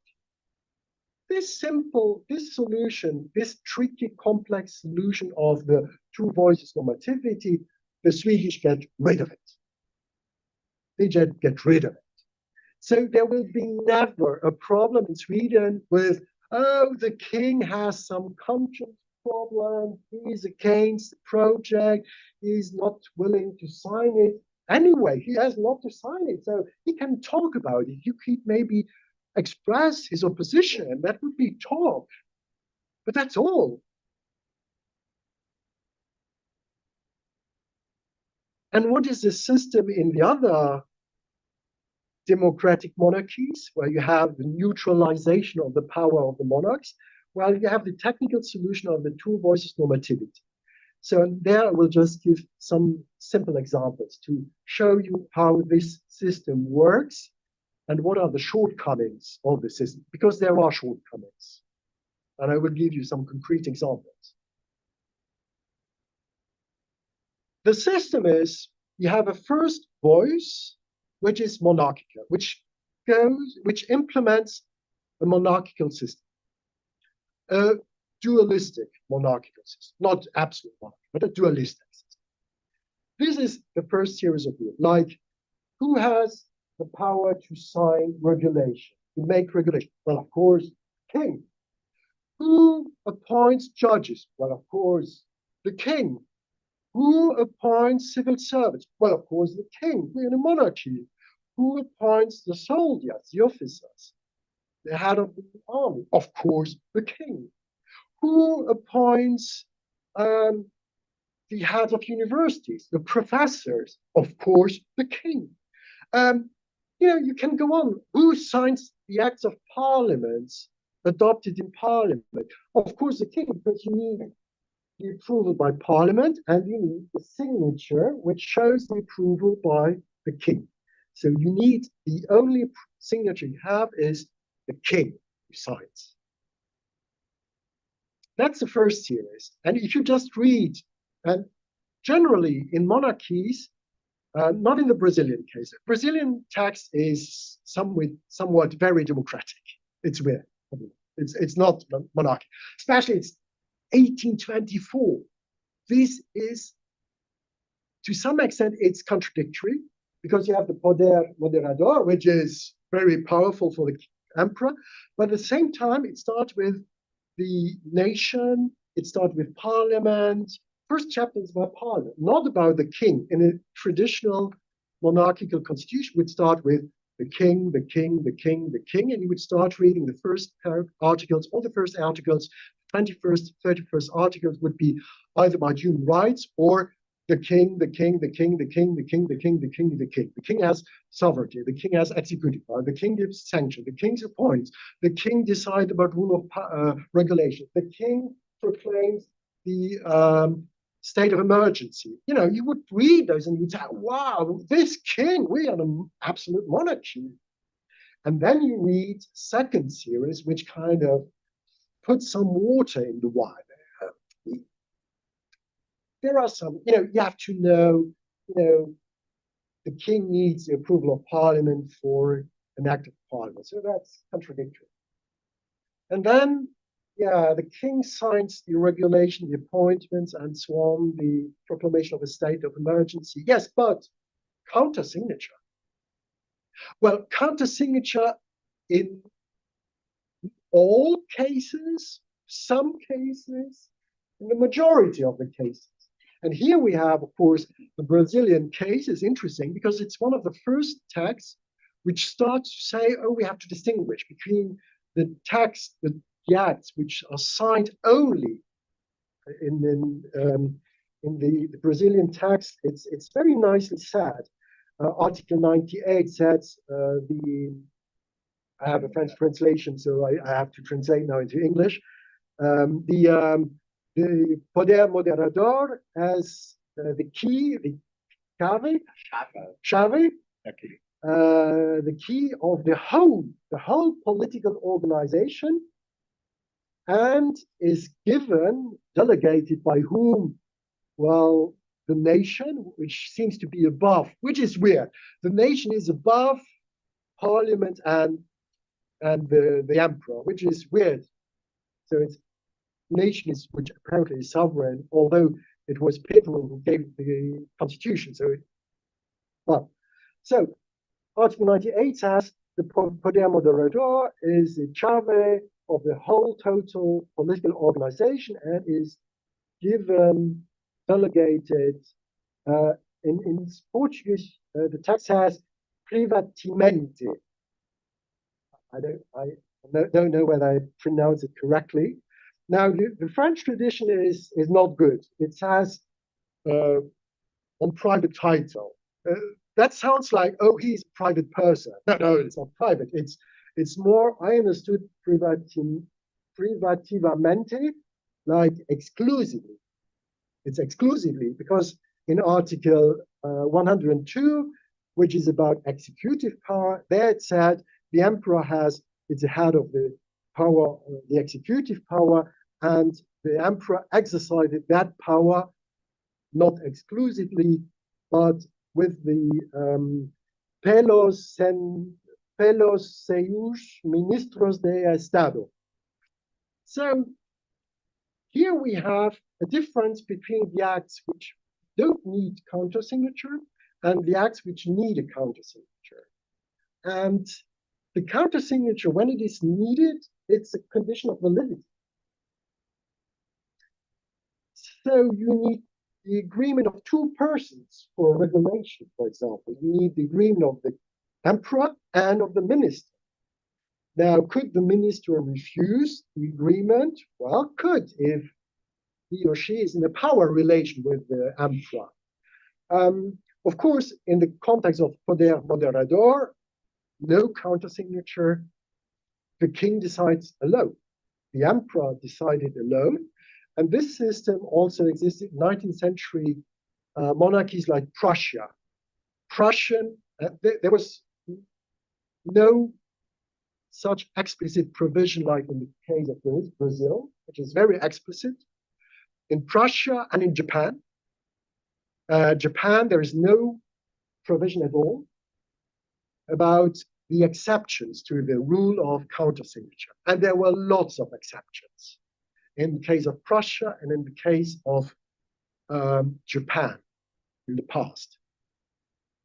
The exceptions were the heart of the state: the army, the administration, and education.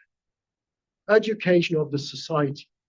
So the king could decide without the agreement of a minister, of the government,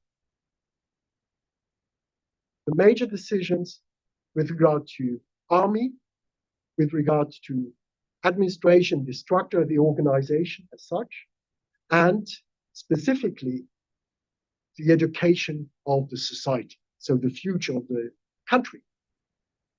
And specialists of the monarchy in 19th century in Germany say that these exceptions are crucial because the military forces, the conservative forces around the German Emperor Wilhelm II, they could have such a big influence on the outcome of policy because of the legal rule of the exception to countersignature, because formally the emperor could decide alone, exclusively. And that is, of course, not democratic. So there are some exceptions, but even if there are none, who decides, really, if you have a countersignature? And there you have fights. Who is the most powerful in among those two persons, the monarch and the minister, the countersides? The monarch has a certain legitimacy. The minister has a certain strong or weak legitimacy. Depends also on its relationship with parliament. Whether the king can on whim dismiss the minister. So it's a power relation. And the rule is the countersignature establishes a certain structure, but the outcome depends on many factors, not only on the countersignature, of course. This system is considered to be a modern system in 19th century. And why? Because it says, well, imagine under the absolute monarchy, or when the king decides freely without countersignature, the king decides alone. It's monos. It's a real monarchy, power for one single person. But if we have a countersignature, and we do not even need to think about what is the role of parliament, even if we have just countersignature, you need the approval of two persons. You have a second thought, a second will, a second look at a file. And that means it was a democratic tool because the countersignature enables, and therefore it is perfect. This technique is perfect in order to stop an emperor or a king, whichever would take an action, and the minister would say, sorry, I don't countersign. So the king can do nothing. So it's perfect to stop, to refrain the monarch from doing something. But if you think about it, it's a very bad tool if you have the situation where the king is not willing to do something, but the king is willing not to sign. If the king says, no, I don't want to sign, and they have no pressure, because the king can't say so in a truly dualistic system. He can say no, and is not accountable. So the story stopped there. If the king says no, in a truly dualistic system, you can do nothing. But this, of course, this technique is acceptable in a dualist, classic dualist system. It's not acceptable anymore in 20th century, 21st century. And we had in the Benelux countries, in Netherlands, Belgium, and Luxembourg, we had 3 examples of monarchs refusing to sign.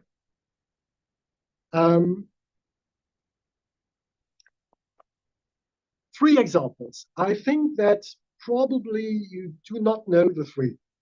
Maybe you know the Belgian case. King Baudouin, which refused to sign the law legalizing abortion. Maybe you have heard of it or not.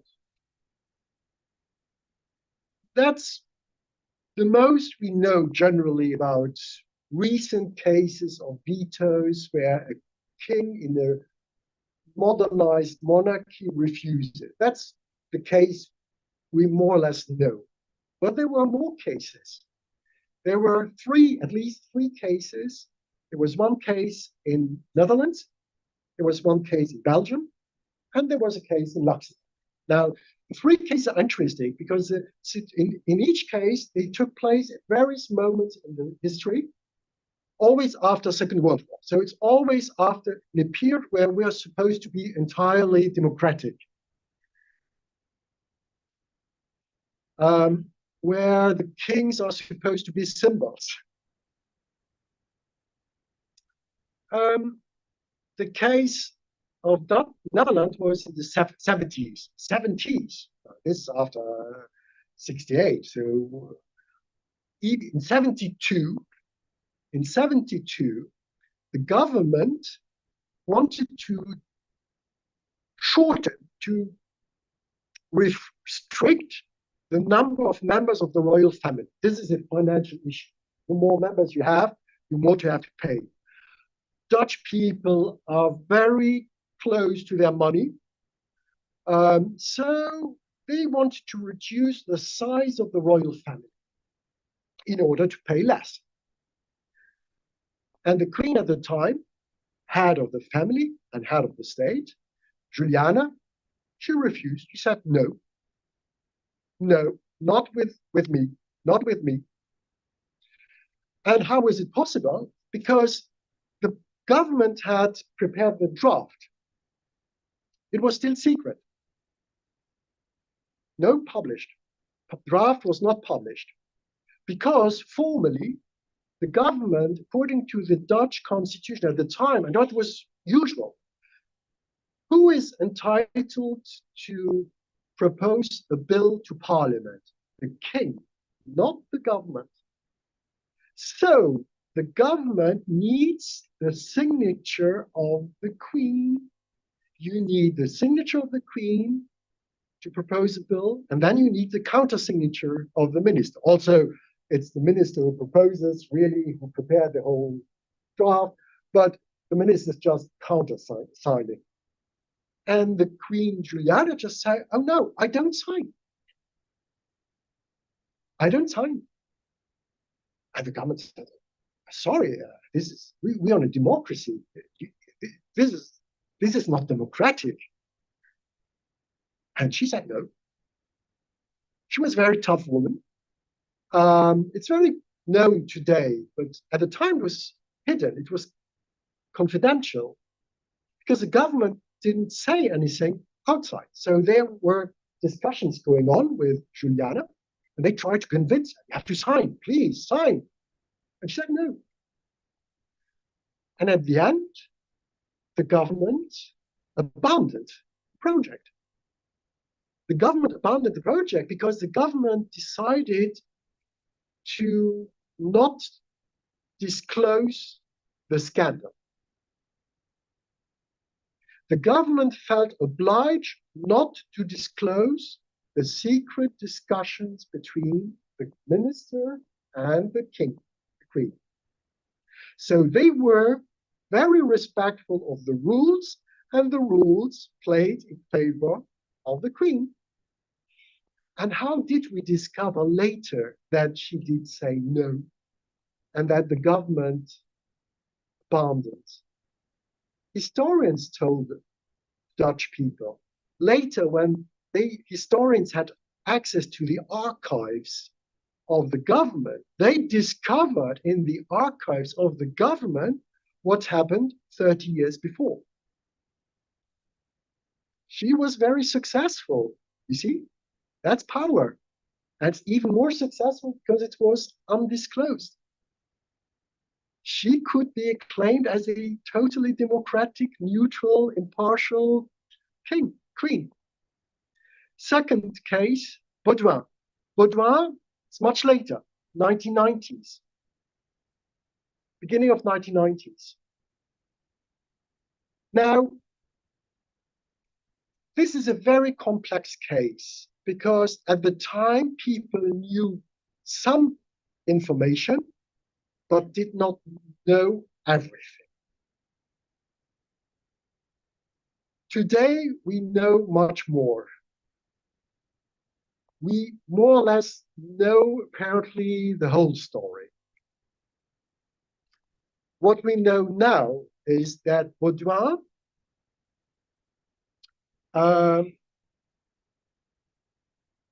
he waited that Parliament approved the project. So the project was finally approved by the two chambers of Parliament. So the parliamentary process was over. Next step, signature by the king. And Baudouin contacted the prime minister, said he would oppose for moral reasons, for Catholic Christian reasons. His personal, because in the 90s, probably the majority of Belgian people were not anymore Catholic now. So it was, and he was famous for his very rigid Catholic faith. And even he wore his wife, which was a Spanish noble aristocrat. She was very Catholic, maybe even more. So he opposed. And there were apparently negotiations. And Baudouin sent the first version of a letter to the king. That first version was not disclosed. The Prime Minister rewrote the version, and that second version was published. It was published. In the letter, the king says to the Prime Minister, "Dear Mr. Prime Minister, please publish, you're allowed to disclose those discussions we had in secret. Please inform the audience parliament about what is going on." And in the letter, you read something very interesting. The Bourgeois says, but it's probably more the prime ministers who wrote these sentences. The Bourgeois says, I consider that I'm a human being. I'm of Belgian nationality, and according to the constitution, all the Belgian citizens have the right, liberty of conscience. I'm Belgian. I am a human being.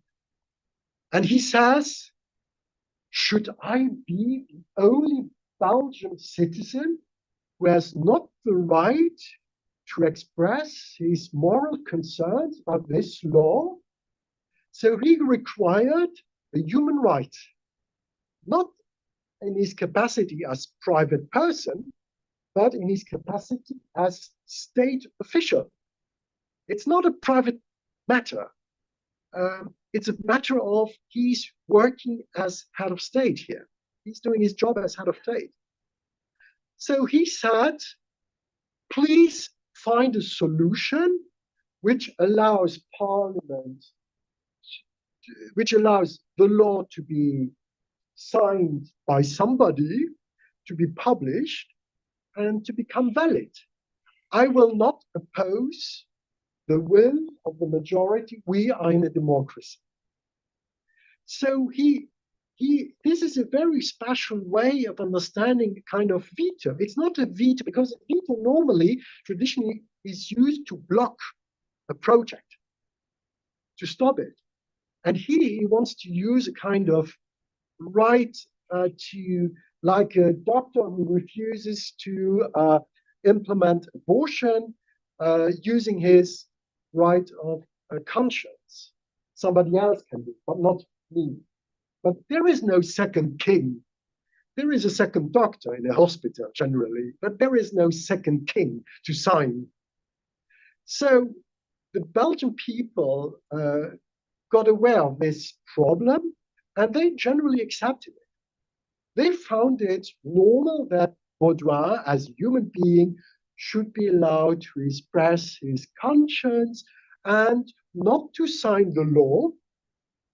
And the Belgian government and the majority of parliament agreed on a very pragmatic solution, which was totally unconstitutional, but almost nobody criticized it, except two professors, which were very Republican, said this is unacceptable.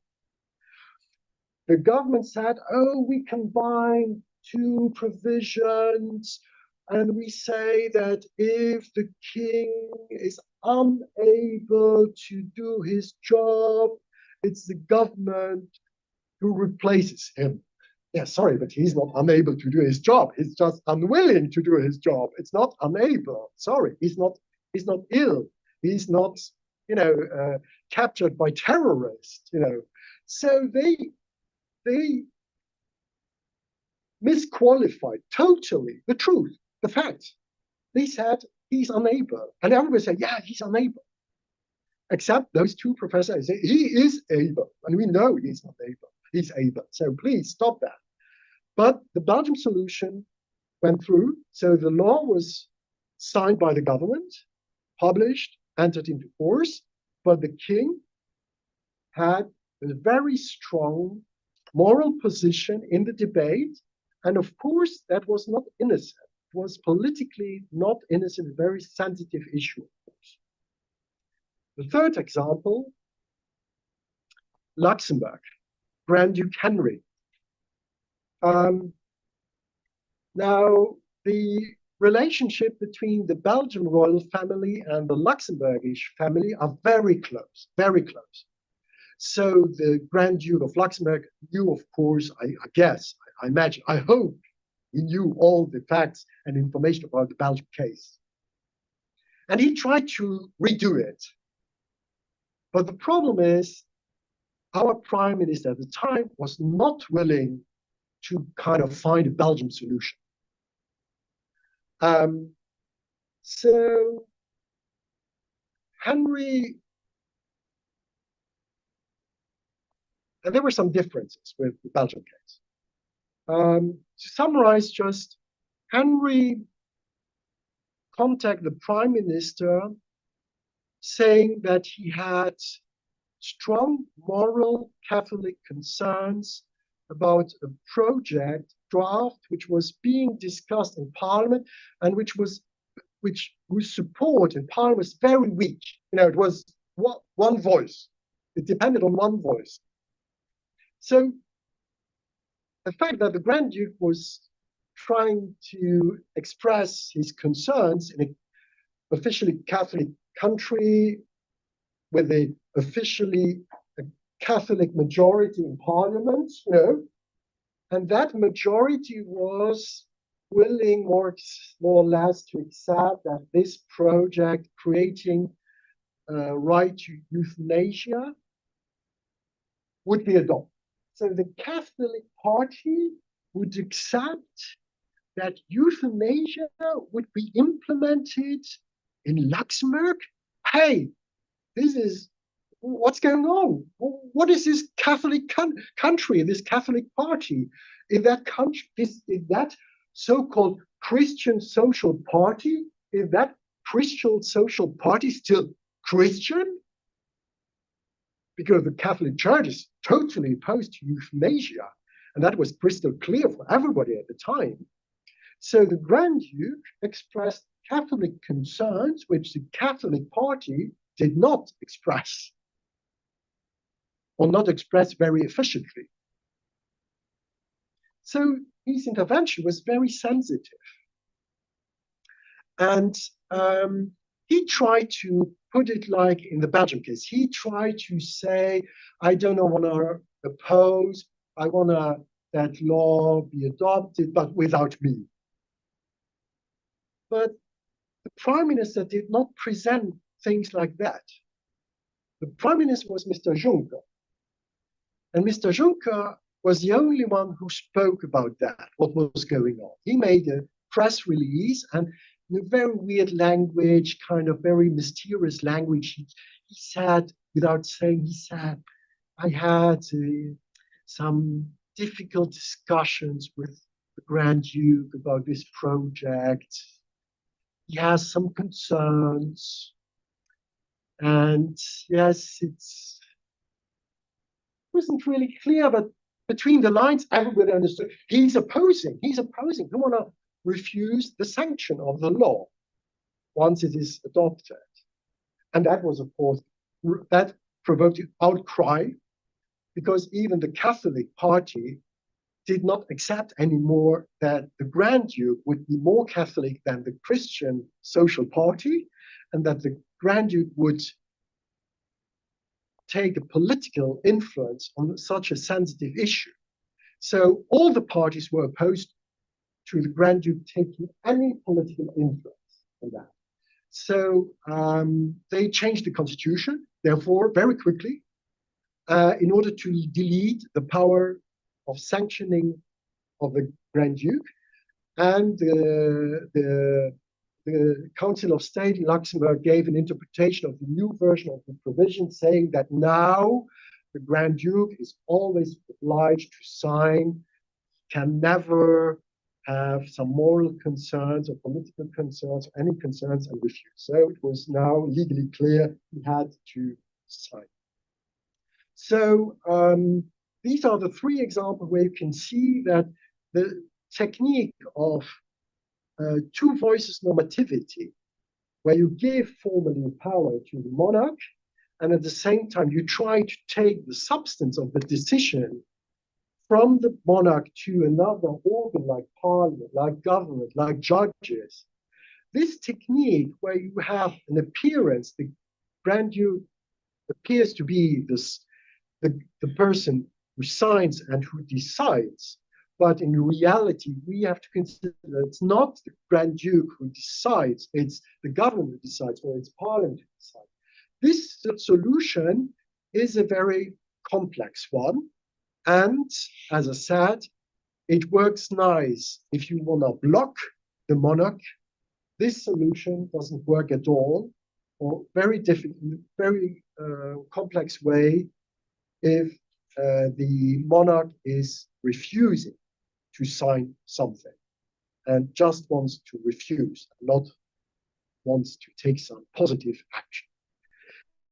So, so you see that the system of these two versus normativa is very complex, and there are some shortcomings, and these shortcomings are shown in these three examples, which were solved more or less democratically. In the Dutch case, not at all in a democratic way. In the Luxembourg and Belgian way, in a democratic way, but there were a lot of discussions.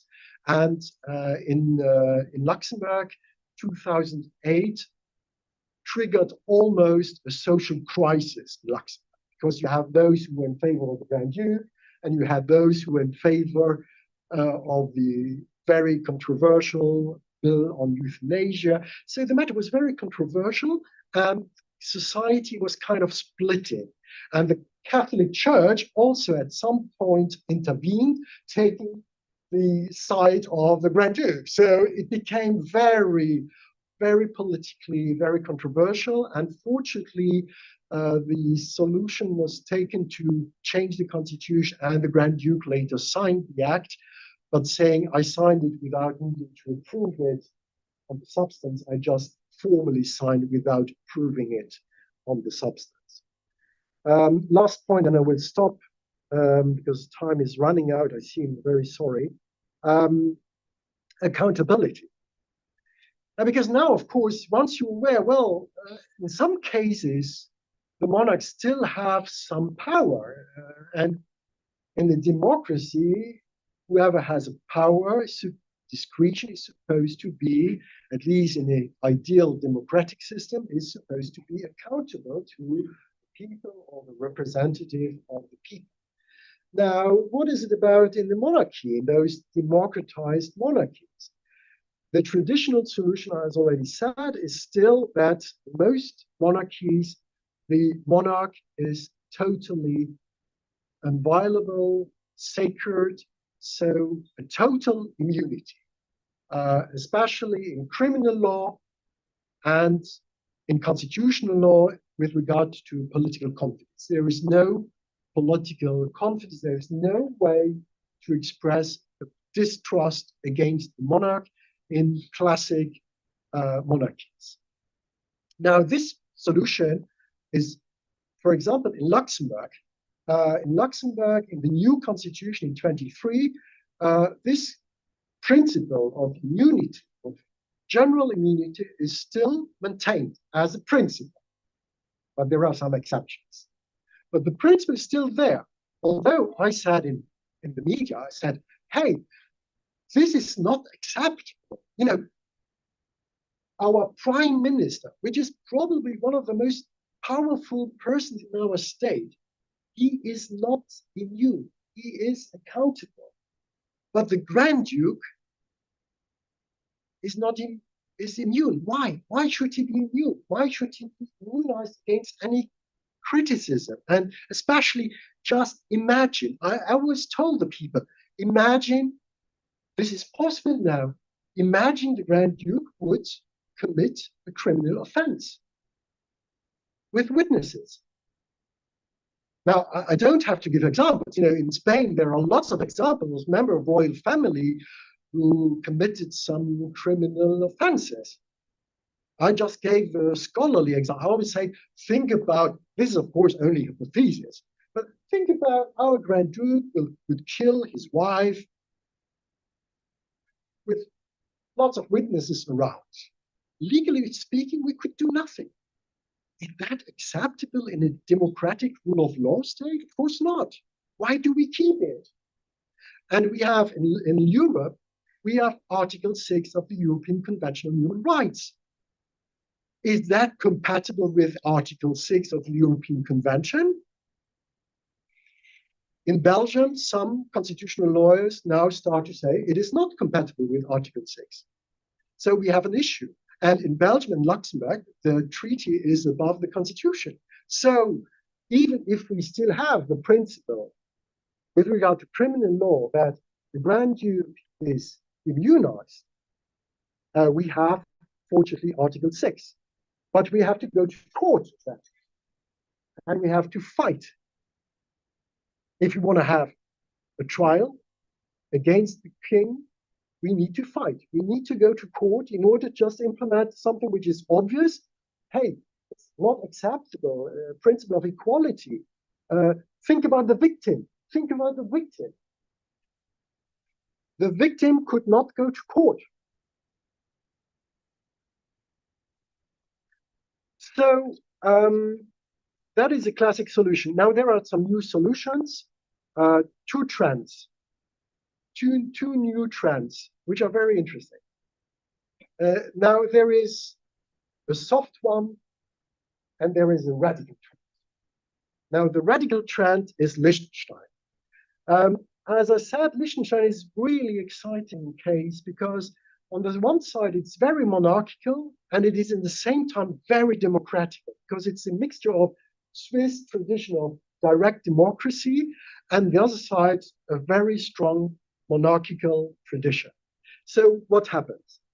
According to the Liechtenstein constitution, as modified in 2003, it was changed in 2003.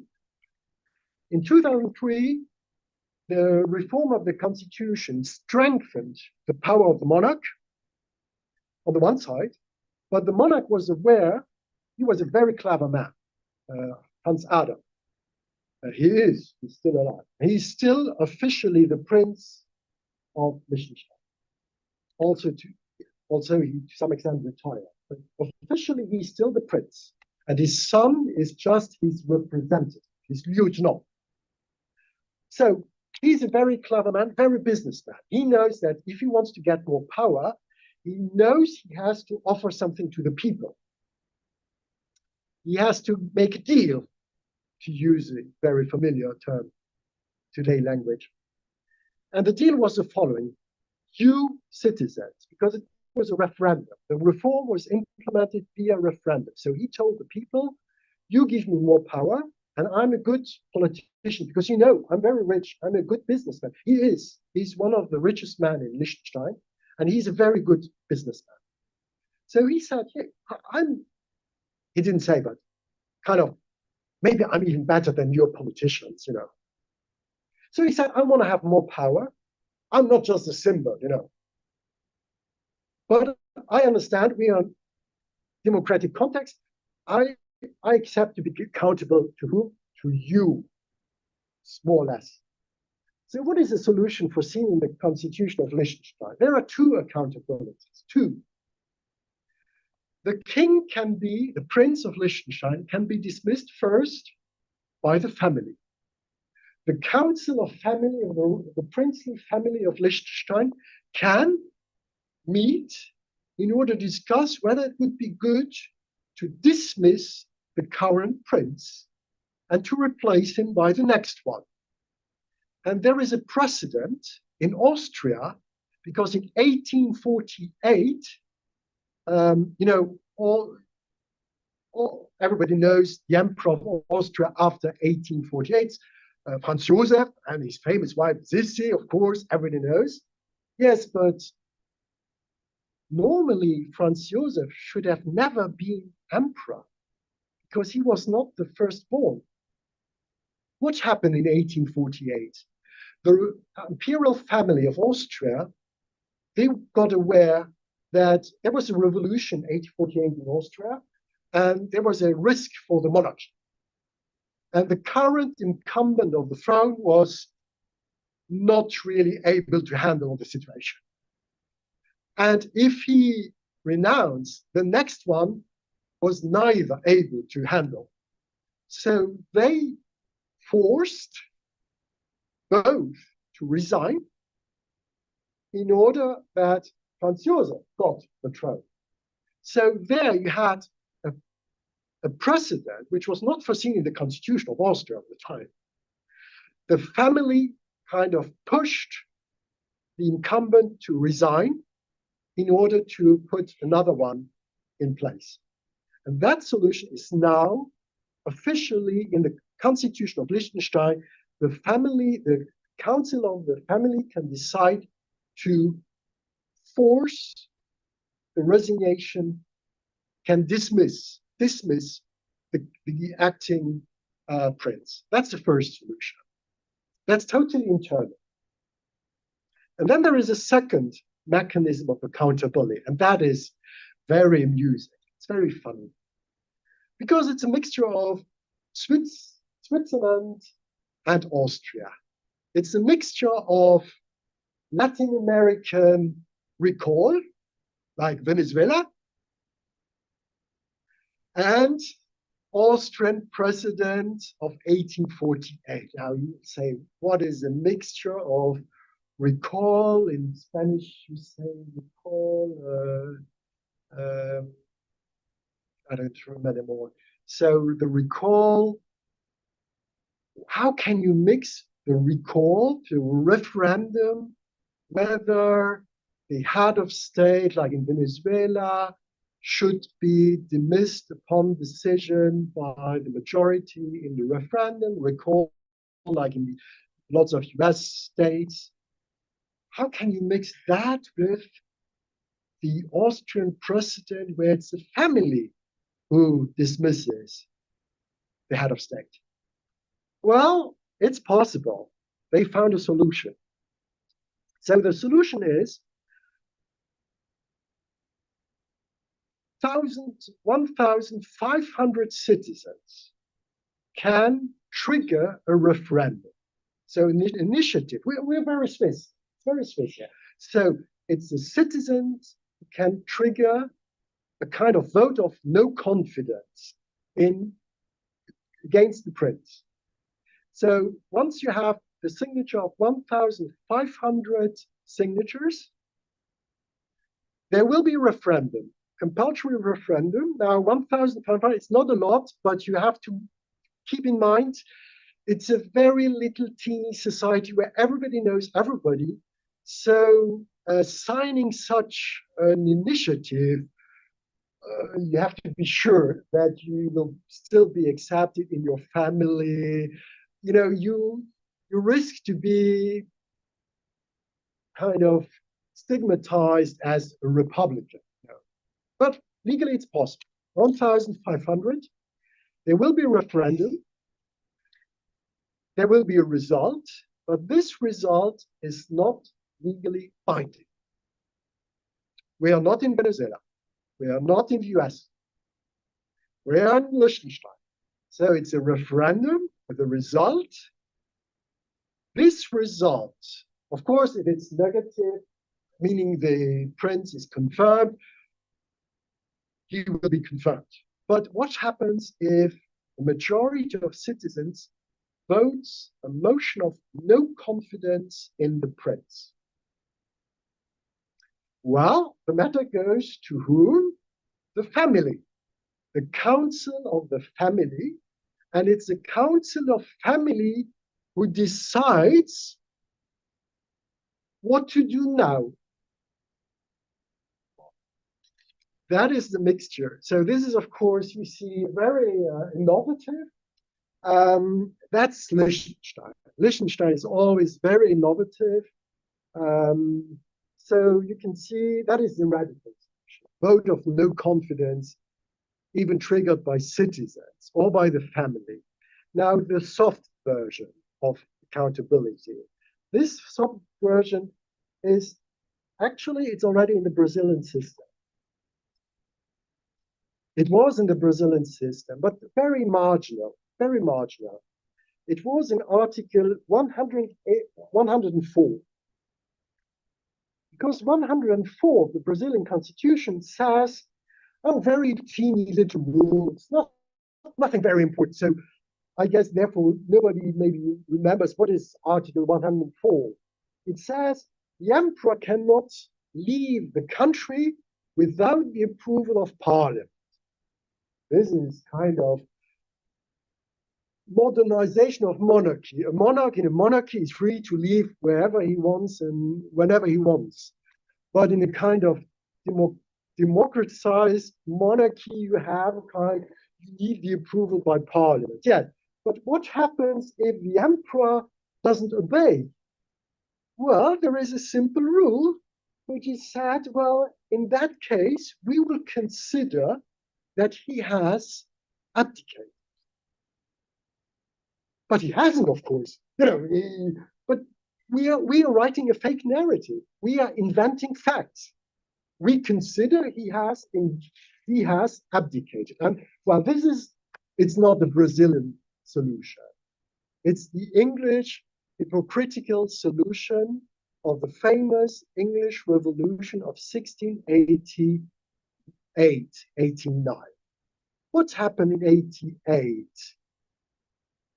James II, well, there were conflicts between James II, very Catholic, and the more Protestant Anglican majority in Parliament, or liberal, and yeah, so huge political conflict, and the majority just hoped that, well, James II would have, he's old, he has no male hair, so we'll get rid of him anyway. It's just wait a little bit and then it will be over. And then his queen has a newborn child and it's his son. Damn. So the problem would start now. And then, more or less, there were the conflict started to become military. And the parliament kind of organized military forces against whom? Against the army of the king. That is rebellion. Sorry, that's according to criminal law. That is rebellion against the king. That is revolution. This is illegal, what you do, parliament. What happened? James II, he was afraid of facing the same destiny like Charles I, his brother, not his brother, his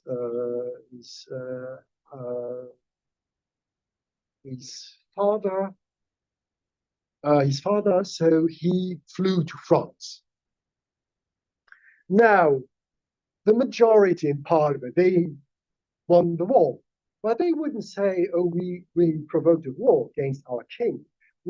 They didn't say we were rebels. This is illegal. They said, oh, for some reasons, we do not know why, our king flew to France, so he abdicated.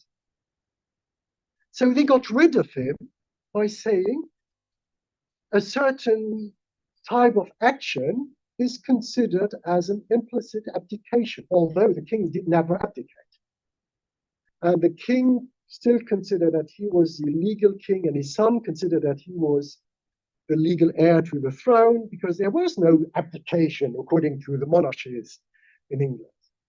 So this solution, which is a hypocritical, it's a very nice solution, very useful, but it's hypocritical.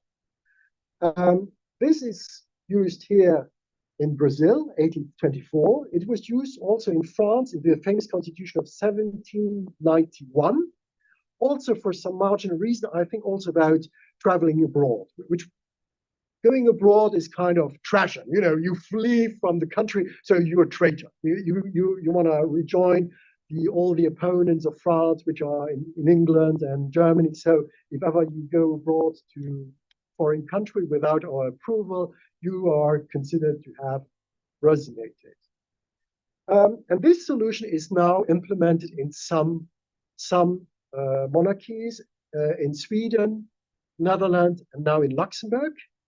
According to a procedure which is the following: if the monarch does not fulfill his constitutional obligations, Parliament can deal with the matter according to a certain procedure. In Luxembourg, it's it's the government who has to trigger the procedure. So it all depends on the government first. The government will submit the proposal to Parliament that the Grand Duke is not fulfilling his obligation, and therefore he should be considered to have abdicated. And you need, in the case of Luxembourg, you need a majority of 2/3 of the legal number of Parliament.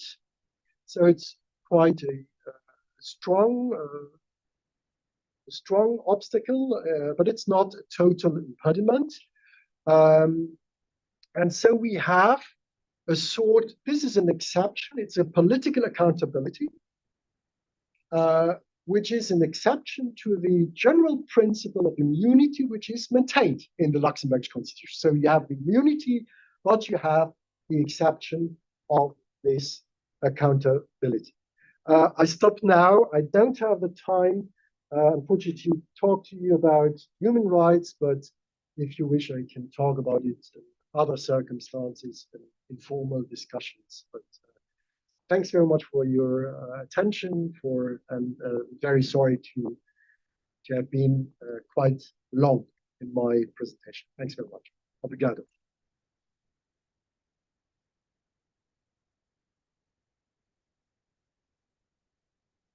Morador, já estamos quase no horário. Eu não sei se o professor entendeu, né? Eu não sei.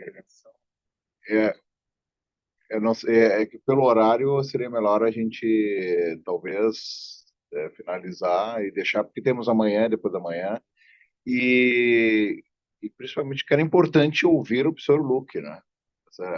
Estamos aqui para isso, né? Então, uma aula magistral, eu não sei quanto foi o tempo, mas foi assim, passou voando, né? Passou voando, né? Passou voando e não foi, não seulement pour vous écouter, mais aussi pour acompanher dans cette travessie dans l'océan, l'histoire. Merci por tu. Carlos, fico por ti, se a gente, porque temos ainda amanhã e temos depois da manhã, né? A gente pode, para não passar demais o tempo, que já é 12:30, né, praticamente, né? I have some questions to Pode ser, então, quem sabe. Quer fazer uma pergunta, pelo menos? Eu penso que a gente pode fazer o almoço e aí eu acho que a gente continua na semana, amanhã e depois de manhã a gente pode debater mais. Sim, porque temos até sexta-feira aí com... Pode ser assim, pessoal? Pode ser? Sim, não, porque eu te conheço, eu sei que tu vai falar 40 minutos e não vou segurar. E eu nem fiz debate, eu queria que ele falasse também um pouco, vamos ver se para amanhã, quem sabe, pode ser? Uma troca tua de quem está vivenciando o doutorado lá em Luxemburgo, vai trazer... Que é uma coisa, só para finalizarmos aqui, eu acho que o professor percebeu, nós somos déjà dans l'horaire pour finir, mais pas de problème, parce qu'il y a demain et après le vendredi. Uma coisa da experiência, que eu acho que o Francisco também vai ser importante que comente para nós, se for possível amanhã, é que uma coisa é um livro, outra coisa é a pessoa, né? O livro é ótimo, mas a presença da pessoa né, isso é muito importante, né? Eu acho que isso é algo singular que eu até vou comentar aqui abertamente o professor Carlos. É um divisor de águas, eu acho, nas nossas atividades na faculdade, né? A gente já está fazendo um grande trabalho. O professor Carlos levamos aí uns 3 anos e fomos lá estudando os clássicos do direito público e tudo mais, mas essa presença do professor Heuschling aqui é um divisor de águas, né? No sentido de que o que vem para depois, esperemos que vai ser no sentido de valorizar toda essa pesquisa de mais de 20 anos que o professor fez, e que tivemos o contato, isso é interessante aqui, né? Tivemos aquele contato lá em 2000 e pouco, e estamos retomando, nunca se perdeu, né, Carlos? O Carlos, quando dava aula, citava o livro do professor Rocha, mas a gente não tinha as traduções, não tínhamos, né? É difícil assim de circular o material, né?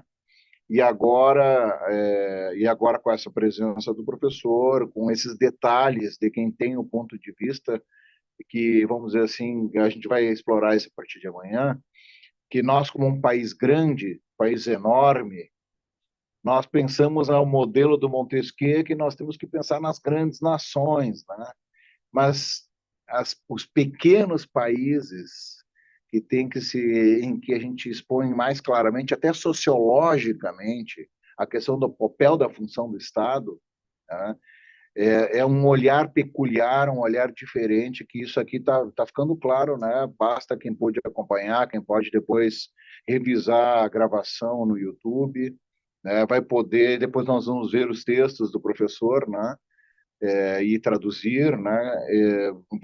Tem essa questão de como é importante pensar essa dimensão do micro, até porque é um tema que o professor Carlos sempre trabalhou, da federação, de entender como é que essa relação entre o micro e o macro, né?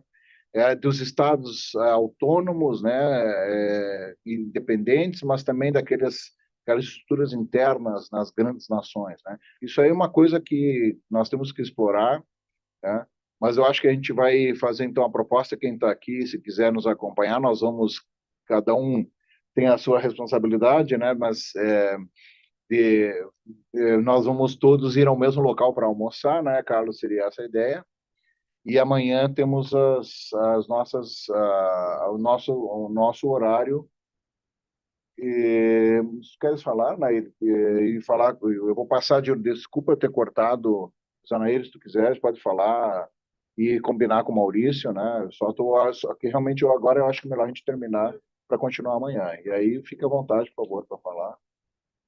Agradecemos imensamente, né, a brilhante exposição do professor, e ele fez uma pergunta ali, e eu sei a resposta e lhe falo depois, ou amanhã a gente coloca aquela sobre a família real. Sim, isso aí vai ser super interessante discutir. Depois, e agradecer imensamente, foi maravilhoso.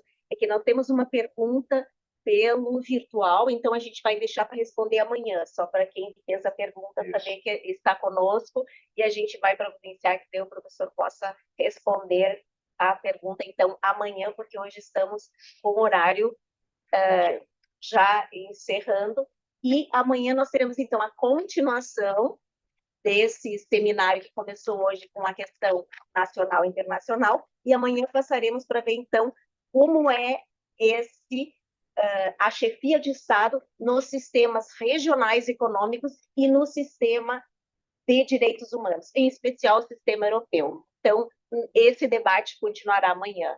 Merci à vous pour votre exposition, c'est magnifique. Devolvo a palavra aqui. Maurício, por favor. Então, declaro encerrado o encontro de hoje e Vemos amanhã. veremos amanhã. Até mais. Muito obrigado.